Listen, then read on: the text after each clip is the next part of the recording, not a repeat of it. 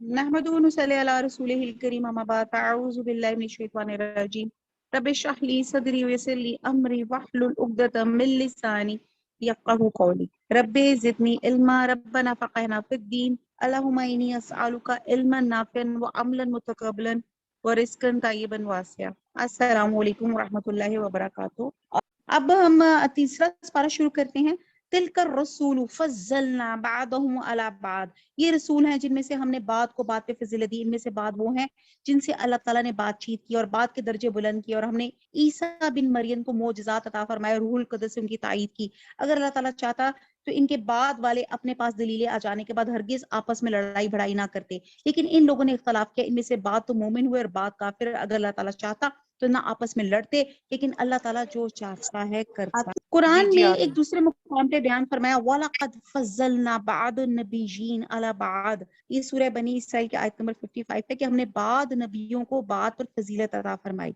तो इसकी हकीकत में तो कोई शक नहीं। अलबत्ता नबी सल्लल्लाहु अलैहि वसल्लम ने फरमाया कि तुम मुझे अंबिया के दरमियान फजीलत मत दो, एक से एक दूसरे पे फजीलत। यानी कि आप ये देखते हैं कि हमारे लिए तमाम अंबिया जो हैं हमारे लिए इज्जत के बायस है, हम सबको मानते हैं, और अल्लाह ताला की हर एक की फजीलत अपनी अपनी जगह अपनी अपनी शरीयत पे बहुत ज्यादा थी। आप देखते हैं जो हजरत मूसा अलैहिस्सलाम थे, उनके जमाने में जादूगरी बहुत थी, तो अल्लाह सुब्हाना ताला ने उनके हाथ में जादूगरी का जादूगरी तो नहीं, मोजे अल्लाह ताला ने ऐसे अता किए जो उस जादू का तोड़ थे, जिसकी वजह से वो अपने कौम में मोतबर बन गए। हजरत ईसा अलैहिस्सलाम के ज़माने में मेडिसिन का बहुत रवाज था, तो अल्लाह सुब्हाना ताला ने उनके अंदर मेडिसिन के उनको मोज़े दी, कोड़ी को जिंदा कर देते थे, मुर्दे को अल्लाह के हुक्म से जिंदा कर देते थे, तो अल्लाह ताला ने उनको ये फजीलत अता फरमाई। इसी तरह हजूर सल्लल्लाहु अलैहि वसल्लम के ज़माने में ग्रामर और अरबी का बहुत ज़्यादा था कि जिसकी जिसकी लैंग्वेज बहुत फसाहत और बलागत वाली होती थी, उसको लोग बहुत मोतबर समझते थे।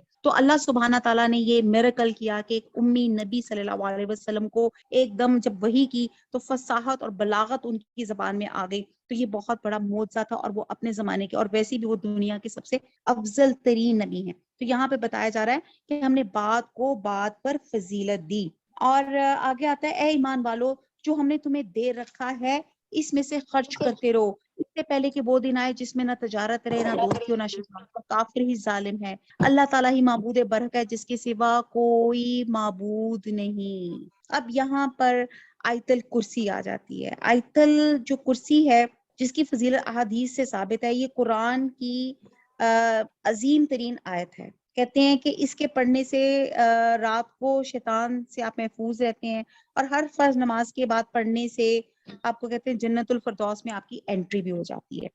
अब आयतल कुर्सी अल्लाह सुब्हाना ताला का इंट्रोडक्शन, इसमें अल्लाह ताला ने अपने आप को प्रॉपर इंट्रोड्यूस किया है कि अल्लाह वो जात है, अल्लाह ताला ही माबूद बरहक है, जिसके सिवा कोई माबूद नहीं। वो जिंदा है और सबका थामने वाला है, अल हई है और कय्यूम है।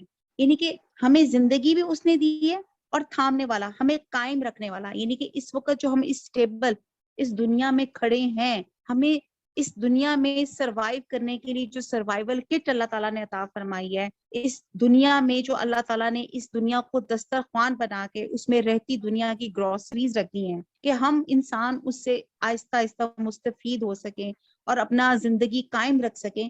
तो अल्लाह ताला ने ना सिर्फ हमें पैदा किया, बल्कि हमें पैदा होने के लिए जो जो चीजें हमारे लिए जरूरत है, अल्लाह ताला ने वो भी हमें प्रोवाइड की। फिर आगे अल्लाह ताला का इंट्रोडक्शन आता है, जिसे ना ऊंघ आए ना नींद आए। अब अल्लाह ताला वो हस्ती है कि जो ऑलवेज वॉच कर रहा है, गेज कर रहा है हमें। इसे ना ऊंघ आती है ना नींद आती है। और हम अगर अपना ह्यूमन करैक्टर देखें तो आप देखते हैं कि आप कितने दिन तक आप सो नहीं सकते।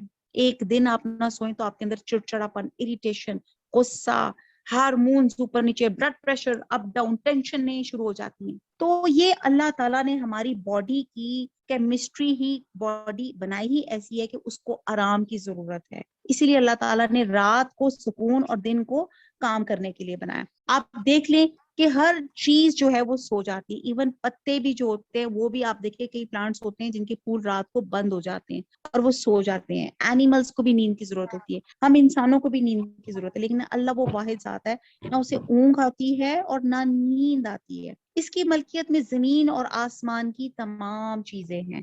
آپ دیکھیں کہ ہمارے سامنے تو 7 آسمان اور 7 زمینیں، اس سے زیادہ ہمیں نہیں پتا، لیکن گلیکسی میں، اس کائنات میں اور کیا کیا کچھ ہے جس کو ابھی تک ہم سائنٹسٹ خود بھی ڈسکور نہیں کر سکے. ان تمام چیزوں کی ملکیت اللہ سبحانہ تعالیٰ کی ہے.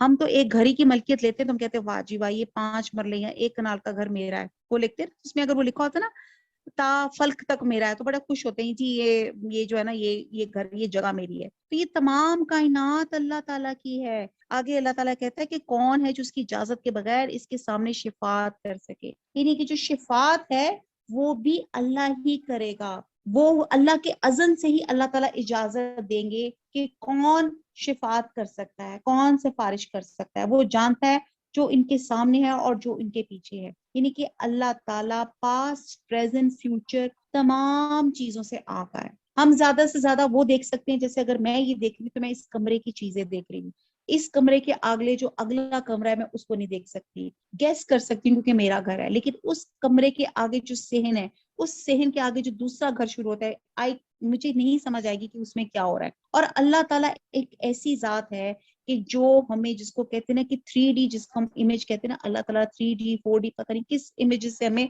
ہمارے ظاہر اور باطن کو ایکس رے کی طرح ہر چیز اللہ تعالیٰ ہمیں دیکھ رہا ہے. وہ ہمارا پریزنٹ جانتا ہے، وہ ہمارا پاسٹ جانتا ہے، وہ ہمارا فیوچر جانتا ہے. میں اگر آپ سے پوچھوں کہ کل 2:15 پہ آپ کیا کر رہی تھی تو آپ تھوڑی دیر کے لیے ہو جائیں گی، سوچ پہ پڑ جائیں گی کہ میں کیا کر رہی تھی.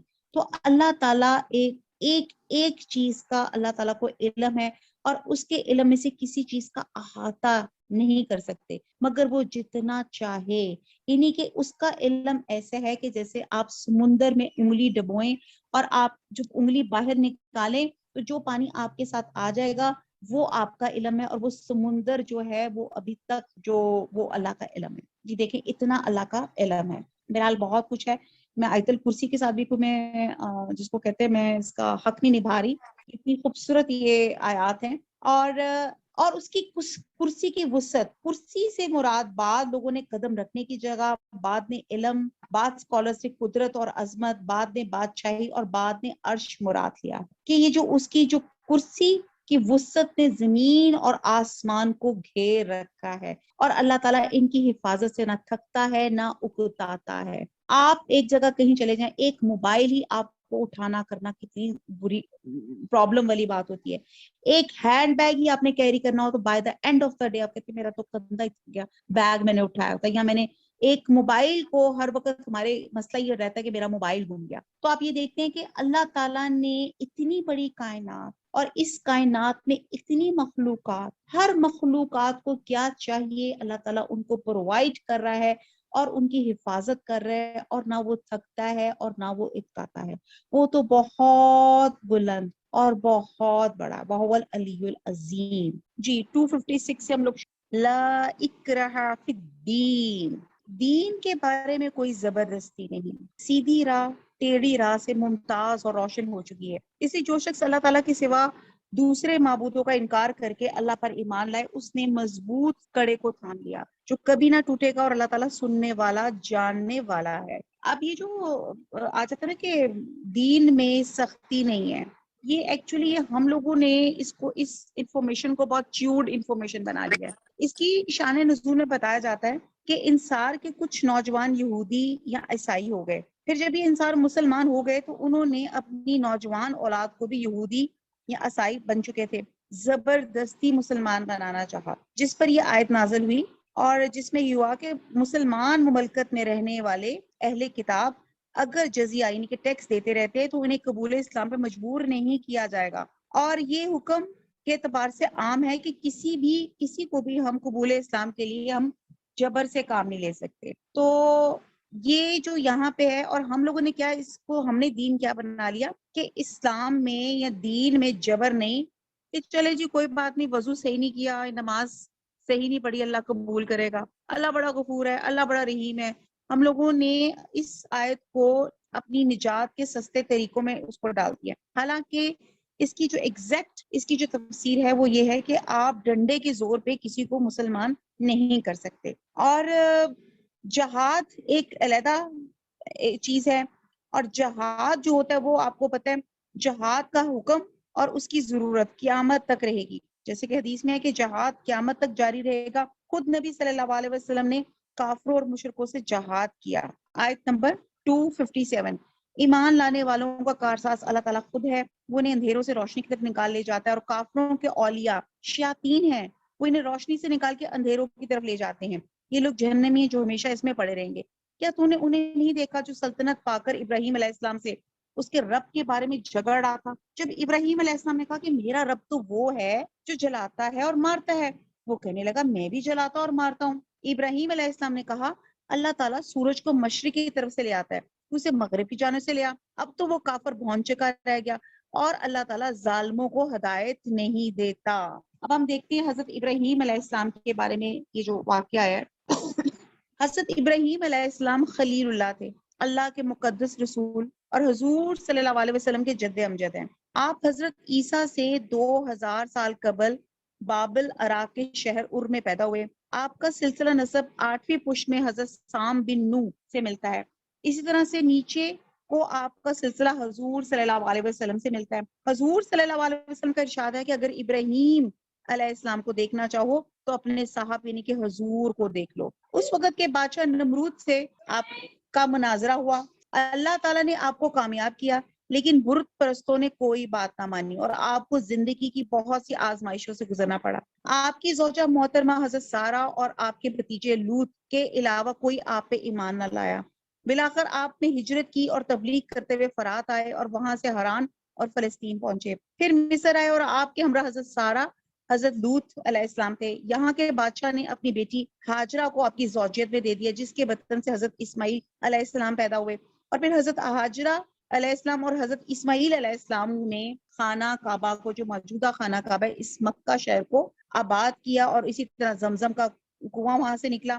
اور حضرت سارہ کے بطن سے حضرت اسحاق کو اللہ تعالیٰ نے پیدا کیا، اور پھر حضرت اسحاق سے حضرت یعقوب، اور اسی طرح انبیاء کا سلسلہ شروع ہوتا گیا. اور کہتے ہیں کہ آپ نے 175 برس کی عمر میں وفات پائی. تو یہ حضرت ابراہیم کا جو تھوڑا سا میں نے آپ کے ساتھ شیئر کیا.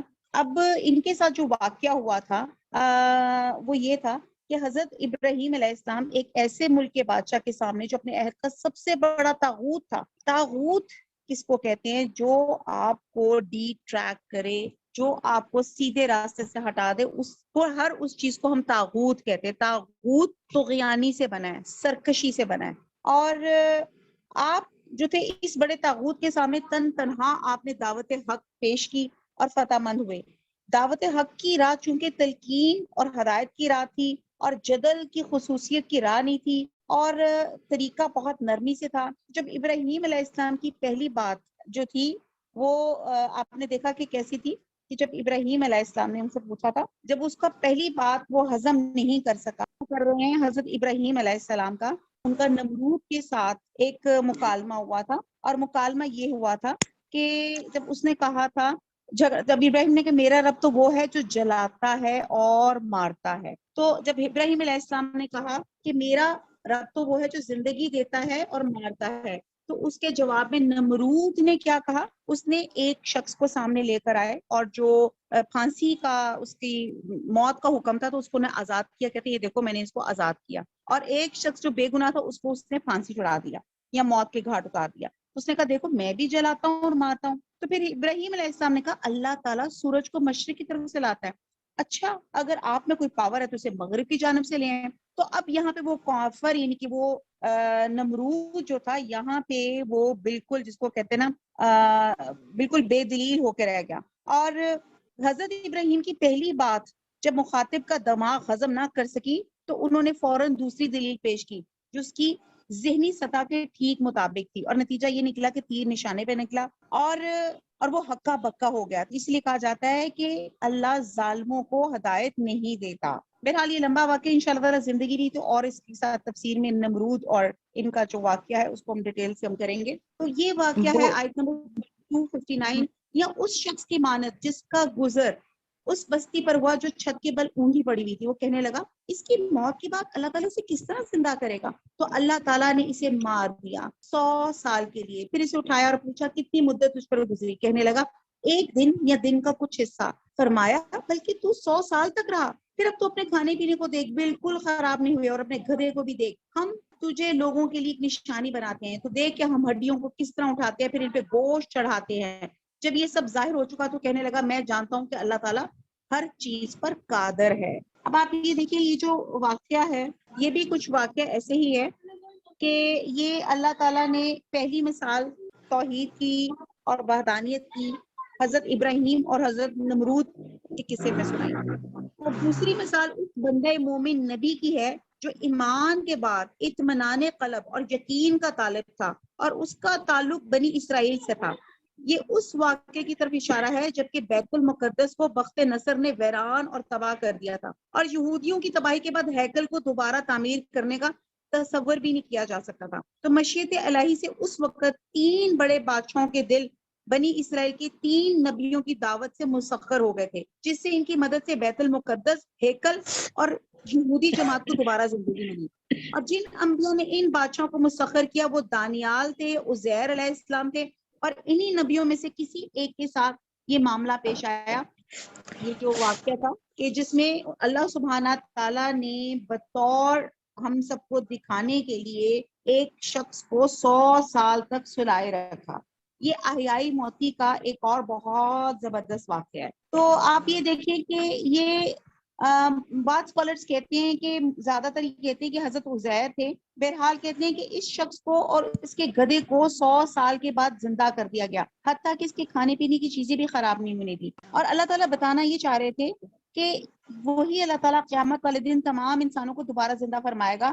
جب وہ 100 سال کے بعد زندہ کر سکتا ہے تو ہزاروں سال کے بعد بھی اللہ تعالیٰ کے لیے زندہ کرنا اس کے لیے کوئی مشکل نہیں ہے۔ اور یہ بھی کہا جاتا ہے کہ جب وہ شخص مرا تو اس وقت کچھ دن چڑھا ہوا تھا، اور جب زندہ ہوا تو شام نہیں ہوئی تھی، تو اس نے یہی اندازہ لگایا کہ اگر میں یہاں کل آیا تھا اور ایک دن گزر گیا ہے اور یہ آج ہی کا واقعہ ہے یا دن کا کچھ حصہ گزرا ہے، جبکہ واقعہ یہ تھا کہ اس کی موت پر 100 سال گزر چکے تھے۔ آپ یہ دیکھتے ہیں کہ کس طرح اللہ تعالیٰ یہ احیائی موتی کے واقعات ہمیں سنا کے اس قرآن کے ذریعے، تاکہ ہمارے اندر کوئی شک و شبہ ہو کہ آخرت میں یا مرنے کے بعد ہم کس طرح اٹھائے جائیں گے، یہ اللہ تعالیٰ ان میں ذکر کر کے ہماری آخرت کا عقیدہ سٹرونگ کرنا چاہتے ہیں۔ آیت نمبر 260، اور جب ابراہیم علیہ السلام نے کہا اے میرے پروردگار مجھے دکھا تو مردوں کو کس طرح زندہ کرے گا۔ اب یہ احیاء موتی کا ایک اور واقعہ ہے۔ احیاء موتی کا مطلب ہے کہ مرنے کے بعد دوبارہ زندہ ہونے کے۔ اللہ سبحانہ تعالیٰ نے اس سورہ بقرہ میں تقریباً 5 واقعات بیان کر چکا ہے۔ جناب باری تعالیٰ نے فرمایا کیا تمہیں ایمان نہیں؟ جواب یہ ایمان تو ہے لیکن میری دل کی تسکین ہو جائے۔ فرمایا 4 پرندے لو، ان کے ٹکڑے کر ڈالو، پھر ہر پہاڑ پر ان کا ٹکڑا رکھ دو، پھر انہیں پکارو، تمہارے پاس دوڑتے ہوئے آ جائیں گے، اور جان رکھو کہ اللہ تعالیٰ غالب ہے، حکمتوں والا ہے۔ اب یہ بھی واقعہ ہے کہ یہاں پہ حضرت ابراہیم علیہ السلام کی خواہش تھی۔ اب یہاں پہ بھی وہ کیا تھا، ان کا یقین تو پورا تھا، لیکن وہ جب آپ نظر سے ایک چیز کو، جیسے اگر میں آپ سے کہوں کہ ایک ایکسیڈنٹ میں نے راستے میں دیکھا، ایک اگر کوئی مجھے نریٹ کرتا ہے وہ اس کی نریشن اور طرح کی ہوتی ہے، لیکن جس نے وہ ایکسیڈنٹ دیکھا ہو اس کی نریشن زیادہ مؤثر ہوگی۔ تو اسی طرح حضرت ابراہیم علیہ السلام کا یقین پکا تھا، لیکن وہ عین الیقین آنکھ سے دیکھنا چاہتے تھے کہ اللہ تعالیٰ کس طرح مردوں کو زندہ کرتا ہے۔ تو پھر اللہ سبحانہ تعالیٰ نے یہ معجزہ ان کے سامنے کر کے دکھایا کہ 4 پرندے، جیسے آپ اپنی مرغیوں کو یا اپنے کبوتروں کو اپنی آواز سے مانوس کر لیتے ہیں، تو انہوں نے اسی طرح انہوں نے کہا کہ 4 پرندے لے اور پھر ان کے ٹکڑے کر کے دور دور پہاڑ میں ڈال دے، اور پھر جب تم اس کو بلاؤ گے اللہ کے حکم سے آ یا واٹ ایور جو ساؤنڈ سے تو وہ تمام پرندے اڑتے ہوئے آپ کے پاس آ جائیں گے۔ تو یہ آپ نے یہ ایک آپ کا اللہ تعالیٰ نے آپ کے سامنے ایک مرے ہوئے کو زندہ ہونے والا یہ واقعہ آپ کے سامنے دکھایا۔ اب ہم یہ دیکھتے ہیں جو یہ طاغوت کا انکار کر کے اسلام قبول کرتا ہے۔ طاغوت جیسے میں نے آپ کو پہلے بھی بتایا ہر وہ قوت جو آپ کو ڈی ٹریک کرتی ہے، تو ہم دیکھتے ہیں کون کون سی قوتیں۔ نمبر 1 پہلا طاغوت شیطان ہے، جو اس کو سبز باغ دکھاتا ہے، یعنی کہ جب آپ نیکی کے راستے پہ ہوتے ہیں آپ کو ضرور ڈی ٹریک کرے گا کہ یوں کر لو یوں کر لو۔ جیسے میں اکثر یہی مثال دیتی ہوں کہ آپ قرآن کی کلاس میں آنے بیٹھنے لگتے ہیں تو 10 آپ کو کام اور یاد آ جاتے ہیں کہ پہلے یہ کام کر لو، یوں کام کر لو، اور آپ کو ڈی ٹریک ہوتا ہے کہ یہ زیادہ امپورٹنٹ ہے, آپ کی پرائورٹیز چینج کروا دیتا ہے. دوسرا نفس ہے جو اپنے جذبات اور خواہشات کا غلام بن کے ٹیڑھے راستوں پہ اس کو لے جاتا ہے, یعنی کہ جو آپ کا نفس ہے. ابھی دیکھیں رمضان میں اللہ تعالیٰ نے وعدہ کیا کہ شیطان بند کر دیے جائیں گے, لیکن اس کے باوجود ہم سے غلط کام ہو جاتے ہیں. تو یہ رمضان میں آپ کو آپ کے نفس کا آئینہ ہے جو اللہ تعالیٰ دکھاتا ہے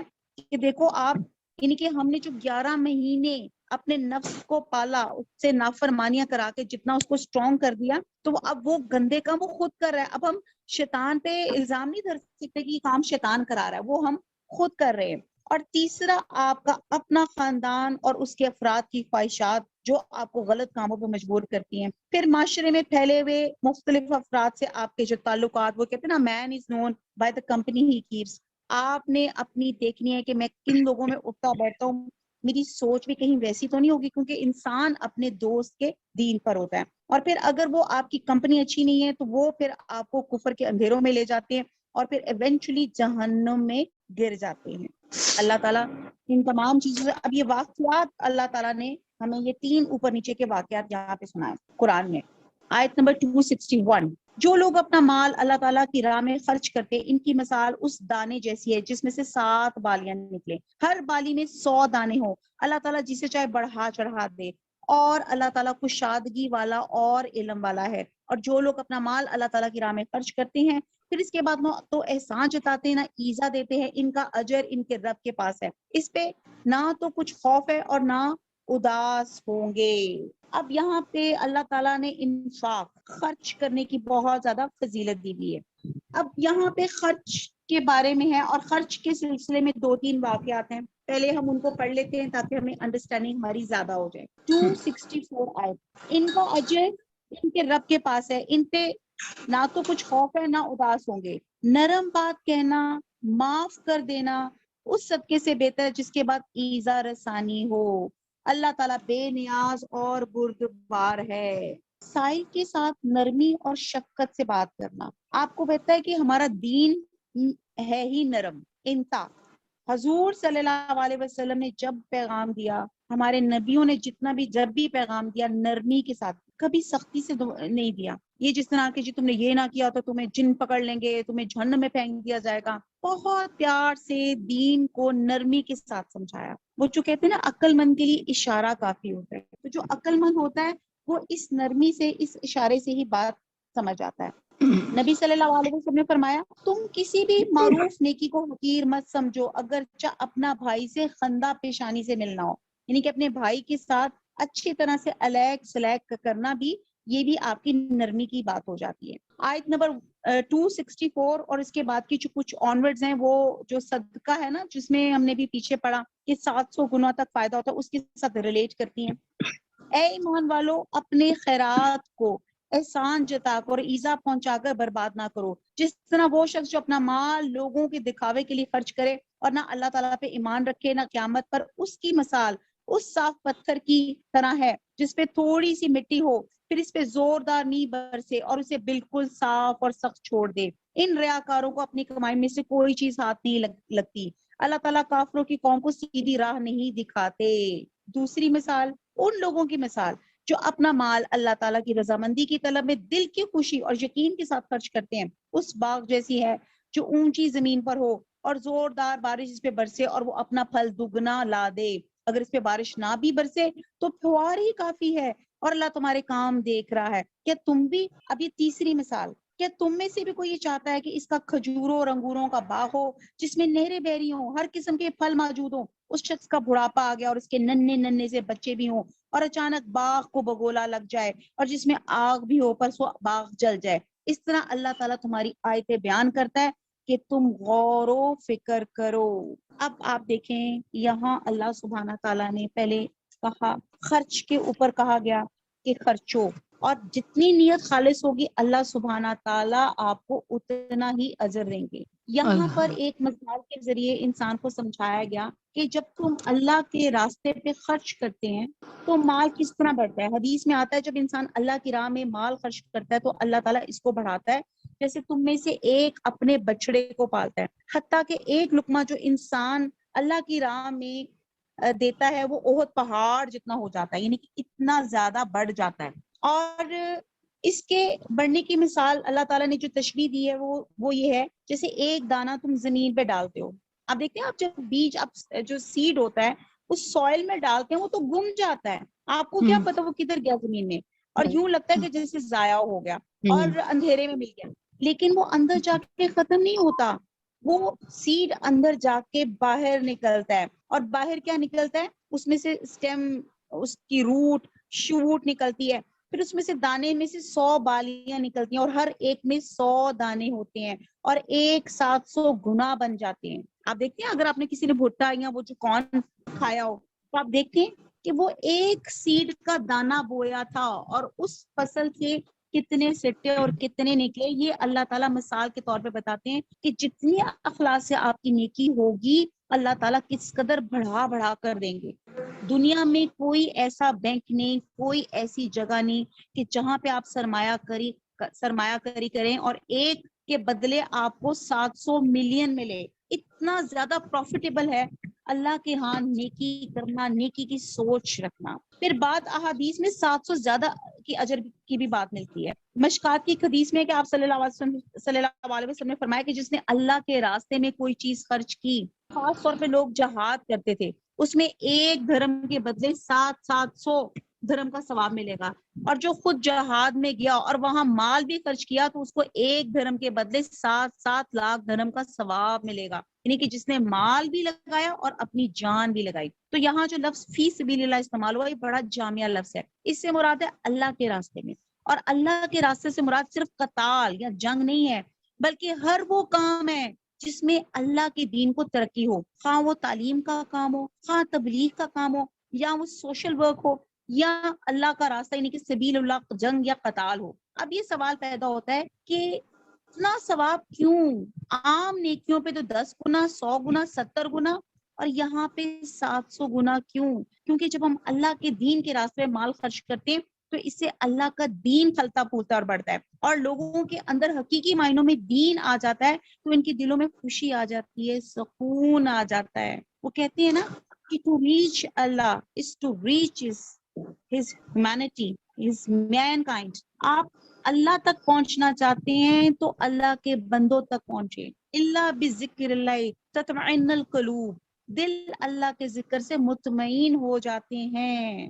اب ہم آگے دیکھتے ہیں جو میں نے یہاں پہ 3 تو پھر کیا کرنا ہے، نیکیوں میں دوڑ لگائیں. نہ صرف دوڑ لگائیں، دوسروں کو ساتھ لے کے چلیں تاکہ آپ کا اجر اور ملٹی پلائی ہوتے جائے. اس لیے میں جب اکثر کہتی ہوں نا کہ پلیز میرا لنک فارورڈ کریں to your friends and families, تو مقصد یہی ہے کہ اللہ سبحانہ تعالیٰ آپ کے بھی جو اس میں علم میں اضافہ کرے اور آپ کی نیکیوں میں بھی اضافہ کرے، اور آپ بھی دوڑ ایک لگا دیں ان نیکیوں کے راستے میں. پھر ہم دیکھتے ہیں کہ یہاں پہ جو میں نے بھی 3 واقعے کیے، ٹائم زیادہ ہو جائے گا لیکن یہ سمجھنے والے واقعات ہیں. پہلا میں نے واقعہ بیان کیا کہ جو آدمی ریاکاری سے اپنا مال خرچ کرتا ہے. اچھا جی، آپ نے خرچ تو کر لیا، خرچ کرنے پہ ایک بندہ ہے جس نے ریاکاری سے یعنی کہ دوسروں کو امپریس کرنے کے لیے خرچ کیا، وہ قیامت کے دن پہ یقین نہیں رکھتا اور دنیا میں ہی اجر چاہتا ہے. تو ایسے افراد کا صدقہ یا خیرات باطل ہو جاتی ہے، خواہ وہ مومن ہی کیوں نہ ہو. تو اس کو یہاں پہ تمثیل کے طور پہ اللہ تعالیٰ مثال کے طور پہ بیان کیا. بارش سے مراد خیرات ہے، چٹان سے مراد اس کی نیت ہے، اس کے جذبے کی خرابی ہے جس کے ساتھ خیرات کی گئی، اور مٹی کی ہلکی سی تہ سے مراد نیکی کی وہ ظاہری شکل ہے جو بارش سے سیراب ہو کے زمین میں گرو کرتی ہے.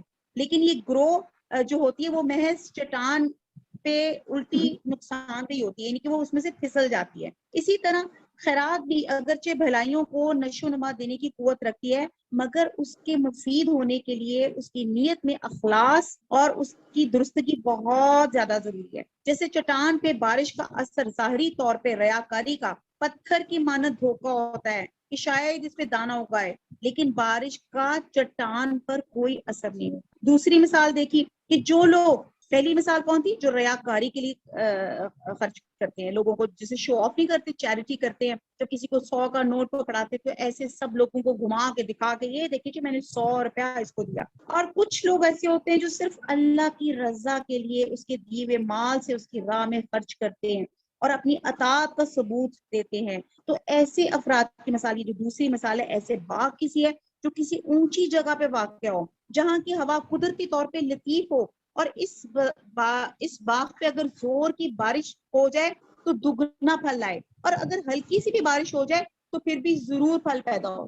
یہاں زور کی بارش سے مراد خیرات ہے جو نہایت اخلاص اور جذبہ کمال کے ساتھ کی گئی، اور ہلکی بارش سے مراد ایسی خیرات ہے جس کے اندر جذبہ خیرات کی شدت ہو، یعنی کہ خیرات کرنے والی کی نیت درست ہے تو اللہ کی رضا کے لیے زیادہ مال خرچ کرتا ہے تو اللہ تعالیٰ اس کے لیے نتیجہ بھی اچھا نکالتا ہے اور اس کو زیادہ دیتا ہے. اور اس مثال سے یہ واضح ہو جاتا ہے کہ جس طرح انسان بدی سے برائی کی طرف مائل ہوتا ہے، اسی طرح نیکی سے اس کا میلانے نیکی کی طرف ہو جاتا ہے، یعنی اس کا ایپٹیچیوڈ نیکی کی طرف ہو جاتا ہے. تو مبارک ہیں وہ لوگ جو سبقت کرتے ہیں اور برائیوں سے دور رہتے ہیں. اب تھرڈ مثال دی آگے ایسے افراد کا اللہ تعالیٰ نے مثال بتائی جو محض لوگوں کو دکھانے کے لیے صدقہ خیرات کرتے ہیں اور خیرات کرنے کے بعد لوگوں پہ احسان جتاتے ہیں، ان کو مینٹلی، اسپرچولی اور فزیکلی طور پہ اذیت دیتے ہیں. جیسے آپ نے اپنے کسی بہن، اپنے رشتہ دار کو سوٹ خرید کر دیا، ٹھیک ہے جی، بیکاز آپ کو زکوٰۃ ایک کمپلسری پیمنٹ ہے، آپ نے کرنی ہے، آپ نے صدقہ خیرات کرنا ہے کیونکہ آپ نے اپنے آپ کو آفتوں سے بچانا ہے. یہ تو اللہ کا شکر ہے کہ آپ کے سامنے کوئی رشتہ دار آ گیا تو غریب رشتہ دار آ گیا تو آپ نے اس کی مدد کر دی، لیکن آپ اس پہ کچوکے لگاتے ہیں، یہ اس کی اوقات، یہ کہاں سے پہن سکتی تھی، میں نے اس کو دی ہے، آپ نے اس کو احسان لگا دیا، آپ نے اس کو ٹارچر دے دیا. تو پھر کیا ہوا؟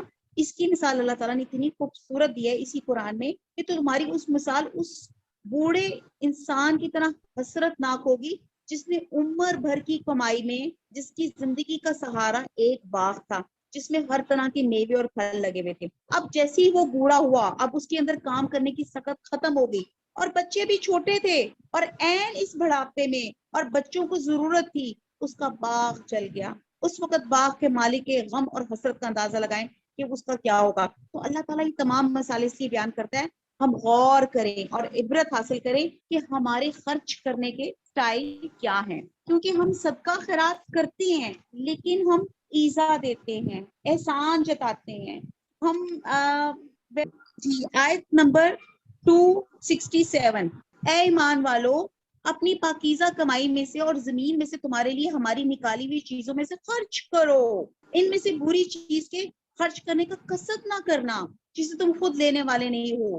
ہاں اگر آنکھیں بند کر لو تو اور جان لو کہ اللہ تعالیٰ بے پرواہ خوبیوں والا ہے. اب اللہ تعالیٰ اور مزید جس کو کہتے ہیں نا کہ وہ ڈیٹیل سے بتا رہے ہیں کہ ہم جب کسی کو دیتے ہیں تو کیا دیتے ہیں، جو چیز مجھے پسند نہیں ہوتی، جو کنڈم مال ہوتی ہے، جو خراب ہوتی ہے. تو اللہ تعالیٰ کہتے ہیں خراب مال کا تو سوچو بھی نہ جب آپ نے کسی کو دینا ہے. جو چیز تم اپنے لیے پسند نہیں کرتے وہ تم کس طرح دوسروں کے لیے آپ پسند کر سکتے ہو. آیت نمبر 268، شیطان تمہیں فقیری سے دھمکاتا ہے اور بے حیائی کا حکم دیتا ہے. اس کے بڑے ہتھ کنڈے ہیں کہ جب آپ کو چیز نکالنے لگتے ہیں کہ تم نے تو پیسے دے دیے، اب کیا کرو گے. تو اب آپ یہ دیکھتے ہیں کہ بھلے کام میں مال خرچ کرنا ہو تو شیطان ڈراتا ہے بھائی مفلس ہو جاؤ گے، کلاش ہو جاؤ گے.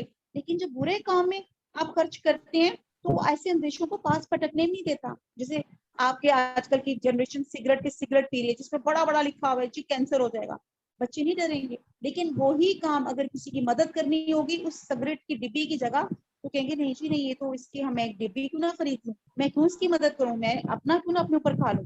تو یہ شیطان کے ٹریپس ہوتے ہیں جو تمہیں فقیری سے دھمکاتا اور بے حیائی کا حکم دیتا ہے. ایک شخص سینما پہ، ٹیلی ویژن پہ، شراب پہ، بدکاری پہ، ہر غلط کام پہ خرچ کرتے ہوئے اس میں ذرا سی ہچکچاہٹ نہیں آتی. حدیث میں آتا ہے کہ 2 شخصوں پہ رشک کرنا جائز ہے، ایک وہ جس کو اللہ نے مال دیا اور اسے راہ حق میں خرچ کرتا ہے، اور دوسرا وہ جسے اللہ نے حکمت دی جس سے وہ فیصلے کرتا ہے اور لوگوں کو اس کی تعلیم دیتا ہے. اب آپ یہ دیکھتے ہیں کہ خرچ کرتا ہے جہاں ضرورت نہیں، اسراف، دکھاوا بھی کرتا ہے جہاں اس کو خرچ کر کے آخرت میں کوئی فائدہ نہیں ملے گا، اور ان جگہوں پہ خرچ کرنے سے رک جاتا ہے جہاں خرچ کر کے ایک کے بدلے 700 ملتا ہے. اور شیطان کی چالوں سے بچنے کے لیے حکمت کی ضرورت ہے، اور حکمت کہاں سے آتی ہے؟ اللہ کے دین میں ہوتی ہے، اور اللہ اپنے پسندیدہ بندوں کو دیتا ہے. اور بندے بھی وہ ہوتے ہیں جن کے اندر تڑپ ہوتی ہے ہدایت کی، نیکی حاصل کرنے کی. تو اگر آپ کے اندر ایک تڑپ ہے, آپ کے اندر ایک چیز چل رہی ہے کہ میں ہدایت پاؤں, تو انشاءاللہ تعالیٰ اللہ آپ کے لیے راستے اور قدم آسان کر دے گا. جیسے اس وقت ایبیا ہماری کلاس میں موجود ہیں, ان کے اندر ایک تڑپ موجود ہے کہ میں قرآن کو سمجھوں کہ اس میں میرا اللہ سبحانہ تعالیٰ فرما کیا رہا ہے. تو اللہ کی راہ میں دینا ہے تو کیسے دینا ہے, تو پھر ہم کیا کریں گے, ہم وہ چیز دیں گے کہ جو ہمیں پسند نہیں ہوگی, ایسے ہی کریں گے نا. تو پھر ہمیں دعائیں مانگنی چاہیے, رب انی علی ذکری کا و شکری و حسن عبادتی کا. جو سچے دل سے یہ دعائیں مانگتا ہے, اللہ میری مدد کر تیرا ذکر کرنے, تیرے شکر ادا کرنے اور تیری خوبصورت عبادت کرنے میں. اور یہ کیفیت اللہ کے سوا کسی کو پتا نہیں. ہم سب نے اپنے, ہر شخص نے اپنا اپنا جائزہ لینا ہے کہ میرے اندر نیکی کا شوق کیا ہے, میرا دل کیا کہتا ہے, میرے اندر کیا جذبہ ہے. اور اللہ تعالیٰ پھر اس کو موقع بھی دے دیتا ہے, عطا فرما دیتا ہے. اللہ تعالیٰ کا ایک بڑا احسان ہے کہ آپ کی جو تڑپ ہوتی ہے اللہ تعالیٰ وہ راستے ہمارے لیے آسان کر دیتا ہے. اگر آپ نیکی کے راستے پہ چلنا چاہتے ہیں تو آپ کے لیے نیکی کے راستے آسان ہو جاتے ہیں, اور اگر آپ برائی راستے پہ چلنا چاہتے ہیں تو اللہ تعالیٰ وہ راستے بھی آپ کے لیے آسان کر دیتا ہے. جیسے ایک جھوٹ بولنا مشکل ہوتا ہے لیکن اس کے بعد چین آف جھوٹ شروع ہو جاتی ہے. اب یہاں پہ بات کی جا رہی ہے کہ ہم کہاں کہاں خرچ کریں اور کس کس طریقے سے. شیطان ہمیں سوچ دیتا ہے کہ دیکھو اگر خرچ کر لیا فقیر ہو جاؤ گے, اور پھر دوسرا کیا کرتا ہے کہ خرچ جہاں کرنا ہو شیطان ہمارے ساتھ کہتا ہے کہ فحشا پہ خرچ کرو, بے حیائی کے کاموں پہ خرچ کرو. اور جہاں مال زیادہ ہوتا ہے اللہ کا خوف نہیں ہوتا اور دین کی سمجھ نہیں ہوتی. حالانکہ مال کو دین نے خیر کہا ہے. اب خیر کا اچھا اور برا استعمال اس کو اچھا یا برا بنا دیتا ہے. حضرت عبد الرحمن بن عوف کے پاس بھی مال تھا, اور حضرت زبیر بن عفان کئی کروڑ کی پراپرٹی چھوڑ کر فوت ہوئے. ایسا نہیں تھا کہ صحابہ کرام محض غریب تھے, لیکن ان کا مال کہاں کام آیا. اور ہم دیکھیں کہ ہمارا مال کن کاموں میں لگتا ہے. ہم نے ہر ایک نے پوچھنا ہے کہ میرا مال کہاں پہ خرچ ہوتا ہے. اچھا جی, اگر آنےسٹلی دیکھے جائیں, یار وہ میرا ذرا سفائر کا چکر لگ گیا تھا, یار وہ 10-20 ہزار تو 2 سوٹوں بھی نکل گئے, وہ پھر میں ذرا جوتیوں پہ چلی گئی تھی, وہاں سیل لگی ہوئی تھی, کچھ باقی پیسے ادھر نکل گئے. تو ہمارا تو مال انہی چیزوں میں خرچ ہو کے, کپڑے, جولری اور ان 3 چیزوں میں ہی ختم ہو کے برابر ہو جاتا ہے. تو ہم کیا اللہ تعالیٰ کو مزید آگے حساب دیں گے. بہرحال آگے چلتے ہیں. اللہ نہ کرے کہ ہماری مثال ایسے بوڑھے انسان کی جیسے ہو کہ اس نے زندگی کی کمائی نیکیاں ڈھیر کھڑی کی ہوئی ہیں لیکن عمل نہیں ہے, ریا ہے, اور اس کا سارا چیز ویسٹ ہو جائے. آیت نمبر 269, وہ جس سے چاہے حکمت اور بینائی دیتا ہے, اور جو شخص حکمت اور سمجھ دیا جائے بہت ساری بھلائی دیا گیا, اور نصیحت صرف عقل مند ہی حاصل کرتے ہیں. تم جتنا کچھ خرچ کرو یعنی کہ خیرات اور جو کچھ نظر مانو, اسے اللہ تعالیٰ بخوبی جانتا ہے, اور ظالموں کو کوئی مددگار نہیں. اگر تم صدقہ خیرات کو ظاہر کرو تو وہ بھی اچھا ہے, اگر تم اسے پوشیدہ مسکینوں کو دے دو تو یہ تمہارے حق میں بہتر ہے. اللہ تعالیٰ تمہارے گناہوں کو مٹا دے گا. اللہ تعالیٰ تمہارے تمام اعمال کی خبر رکھنے والا ہے. انہیں ہدایت پہ لا کھڑا کرنا تیری ذمہ نہیں, بلکہ ہدایت اللہ تعالیٰ دیتا ہے جسے چاہتا ہے, اور تم جو بھی بھلی چیز اللہ کی راہ میں دو گے اس کا فائدہ خود پاؤ گے. تمہیں صرف اللہ تعالیٰ کی رضامندی کی طلب ہی کے لیے خرچ کرنا چاہیے, اور تم جو کچھ مال خرچ کرو گے اس کا پورا بدلہ تمہیں دیا جائے گا, اور تمہارا حق نہ مارا جائے گا. اب نبی صلی اللہ علیہ وسلم نے فرمایا, اسے معلوم ہوتا ہے کہ عام حالات میں خفیہ طور پہ صدقہ کرنا افضل ہے. ٹھیک ہے جی. اور یہاں پہ ایکچولی نا کچھ ہوتا ہے اعلانیہ صدقہ, یہ ہوتا ہے کہ لوگوں کو ترغیب دلانے کے لیے. جیسے آپ ایک مجلس میں کچھ لوگ بیٹھے ہوئے ہیں اور آپ کو پتہ ہے کہ آپ نے کسی کی مدد کرنی ہے, تو آپ کہیں گے ہاں جی یہ کار خیر میں کچھ اس میں سے دیتا ہوں. آپ کی نیت کیا ہے کہ شاید میں اٹھ کے اس کی مدد کر رہا ہوں تو شاید مجھے دیکھ کر دوسرے لوگ بھی اٹھ جائیں. یہ ہوتا ہے ترغیب, اس کو کہتے ہیں پازیٹیوٹی. ایک ہوتا ہے خفیہ طور پہ کہ آپ نے بتایا بھی نہیں اور آپ نے چپ کر کے مدد کی, کہ ایون اس کو بھی پتہ نہیں چلا کہ جس کی آپ نے مدد کی. ہم تو کہتے ہیں کہ جب تک میرے پاس شکریہ کے ٹوکرے انڈیل نہ دے میں تو تب تک اس کی مدد ہی نہیں کروں گا. ہمیں ورڈ آف اپریسیشن کی ضرورت ہوتی ہے. اور آپ یہ دیکھیے کہ جو لوگ دنیا میں اپریسیشن لے جاتے ہیں وہ ان کا پھر آخرت میں اس ریاکاری کی وجہ سے آخرت میں کوئی حصہ نہیں ہوتا. کہتے ہیں کہ یہ حدیث جو ہے میں ہمیشہ بتاتی ہوں کہ میں یہ حدیث ذہن میں رکھ کر یہ میں کلاس شروع کرتی ہوں کہ قیامت والے دن ایک سخی کو, ایک عالم کو, ایک شہید کو گھسیٹ کے جہنم میں ڈالا جائے گا, اور جب ان سے سخی کہے گا اللہ تعالیٰ میں تو تیرے لیے مال خرچ کرتا تھا، تیرے لیے تیرے بندوں پہ خرچ کرتا تھا. اللہ سبحانہ تعالیٰ کہیں گے تو جھوٹ بولتا ہے، تو صرف اس لیے کہ لوگ تجھے سخی کہیں، تجھے کہ واہ کیا بات ہے، تو نے دنیا میں واہ واہ لے لی، تو اس لیے تیرا آخرت میں کوئی حصہ نہیں، اور اس کو گھسیٹ کے جہنم میں پھینکا جائے گا اس کی ریاکاری کی وجہ سے. ایک عالم کو لے کے آیا جائے گا، وہ کہے گا اللہ تعالیٰ مجھے کیوں جہنم میں گھسیٹا جا رہا ہے، میں تو اللہ تعالیٰ آپ کا کلام لوگوں تک پہنچاتا تھا. اللہ سبحانہ تعالیٰ کہیں گے تو جھوٹ بولتا ہے، تو اس لیے پہنچاتا تھا تاکہ لوگ تجھے علم والا کہیں، تجھے نالجبل کہیں، تیرے سے لوگ امپریس ہوں تیری علم سے، اور تو لوگوں کو اپنے یہی چاہتا تھا کہ لوگ تیرے علم کے اندر دب جائیں، تیرے اندر ریاکاری تھی، اس لیے اس کو پھینکا جاتا ہے. پھر ایک شہید کو لے کر آیا جائے گا، شہید کہے گا اللہ تعالیٰ میں تو تیری راہ میں لڑا کفار کے ساتھ. اللہ سبحانہ تعالیٰ کہیں گے تو جھوٹ بولتا ہے، تو اس لیے لڑا کہ لوگ تجھے بہادر کے. اپنی نیتوں کو خالص کر لیں پلیز ہر کام سے پہلے، ورنہ یہ عالم ہونا، یہ سخی ہونا، یہ شہید ہونا بے معنی ہو جاتا ہے اگر ہماری نیتیں درست نہیں ہیں. حضور صلی اللہ علیہ وسلم نے فرمایا کہ جن لوگوں کو قیامت کے دن عرش الہی کا سایہ نصیب ہوگا، ان میں ایک وہ شخص بھی ہوگا جس نے اتنے خفیہ طریقے سے صدقہ کیا کہ اس کے بائیں ہاتھ کو بھی پتہ نہیں چلا، اور اس کے دائیں ہاتھ نے کیا خرچ کیا. تو کم از کم اس رمضان میں ایک ٹارگٹ بنا لیں. ہم سوچتے ہیں کہ یار وہ میں نے تو ہسبینڈ سے پیسے لینے ہوتے ہیں، تو کیا خیال ہے ہر چیز آپ اپنے ہسبینڈ سے پوچھ کے کہتی ہیں بازار میں کھڑے ہو کے میاں صاحب مجھے 3000 کی جوتی پسند آ گئی ہے، واکیز کی میں لے لوں، انزے سے میں نے سیل لگی ہوئی تھی 2 اور جوتیاں پسند آ گئی ہیں وہ لے لوں، یا میں اس بوتیک پہ کھڑی ہوئی ہوں یہ لے لوں.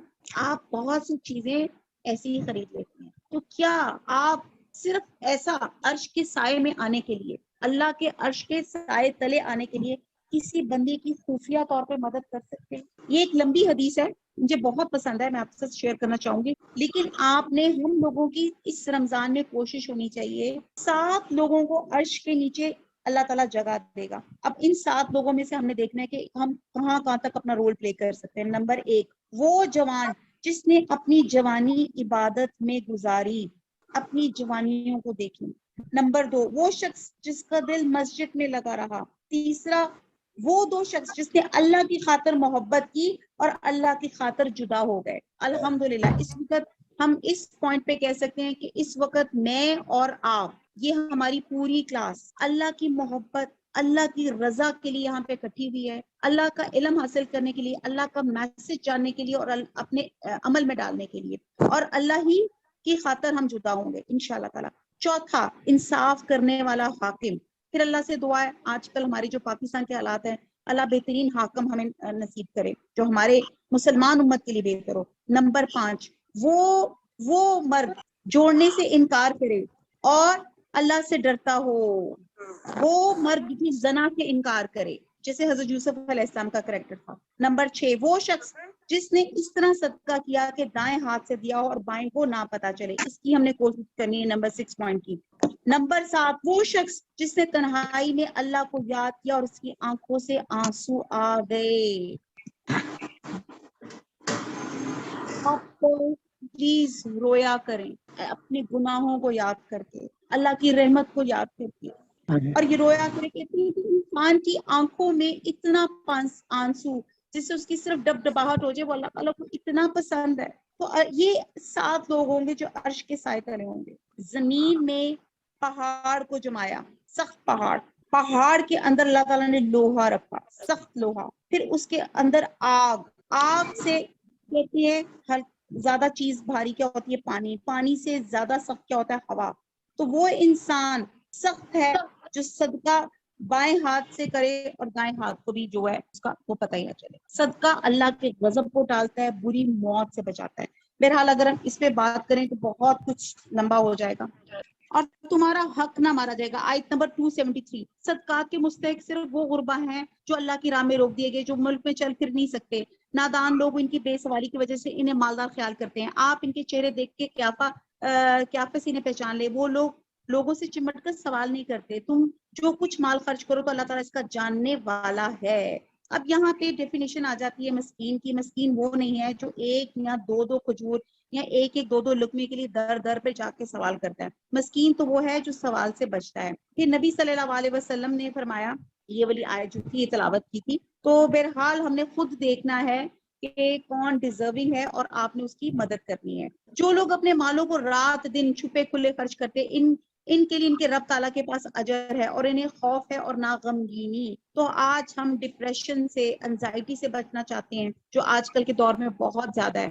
تو ہم نے کیا کرنا ہے؟ ہم نے خرچ کرنا ہے. سود خور لوگ نہ کھڑے ہوں گے مگر اس طرح جس طرح وہ کھڑا ہوتا ہے، جسے شیطان چھو کے خپتی بنا دے. اس لیے یہ کہا کرتے تھے کہ تجارت بھی تو سودی کی طرح ہے. اللہ تعالیٰ نے تجارت کو حلال کیا اور سود کو حرام. جو شخص اپنے پاس آئی بھی اللہ تعالیٰ کی نصیحت سن کے رک گیا، اس کے لیے وہ ہے جو گزرا، اور اس کا معاملہ اللہ تعالیٰ کی طرف سے ہے. اور جس نے پھر بھی کیا وہ جہنمی ہے. ایسے لوگ ہمیشہ اسی ہی میں رہیں گے.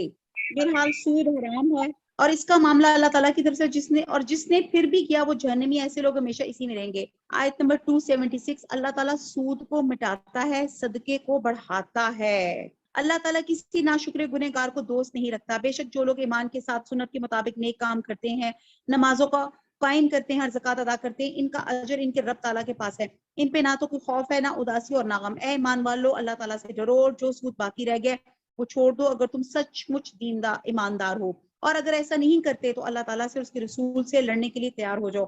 ہاں اگر توبہ کر لو تو تمہارا اصل مال تمہارا ہی ہے. نہ تم ظلم کرو، نہ تم پہ ظلم کیا جائے.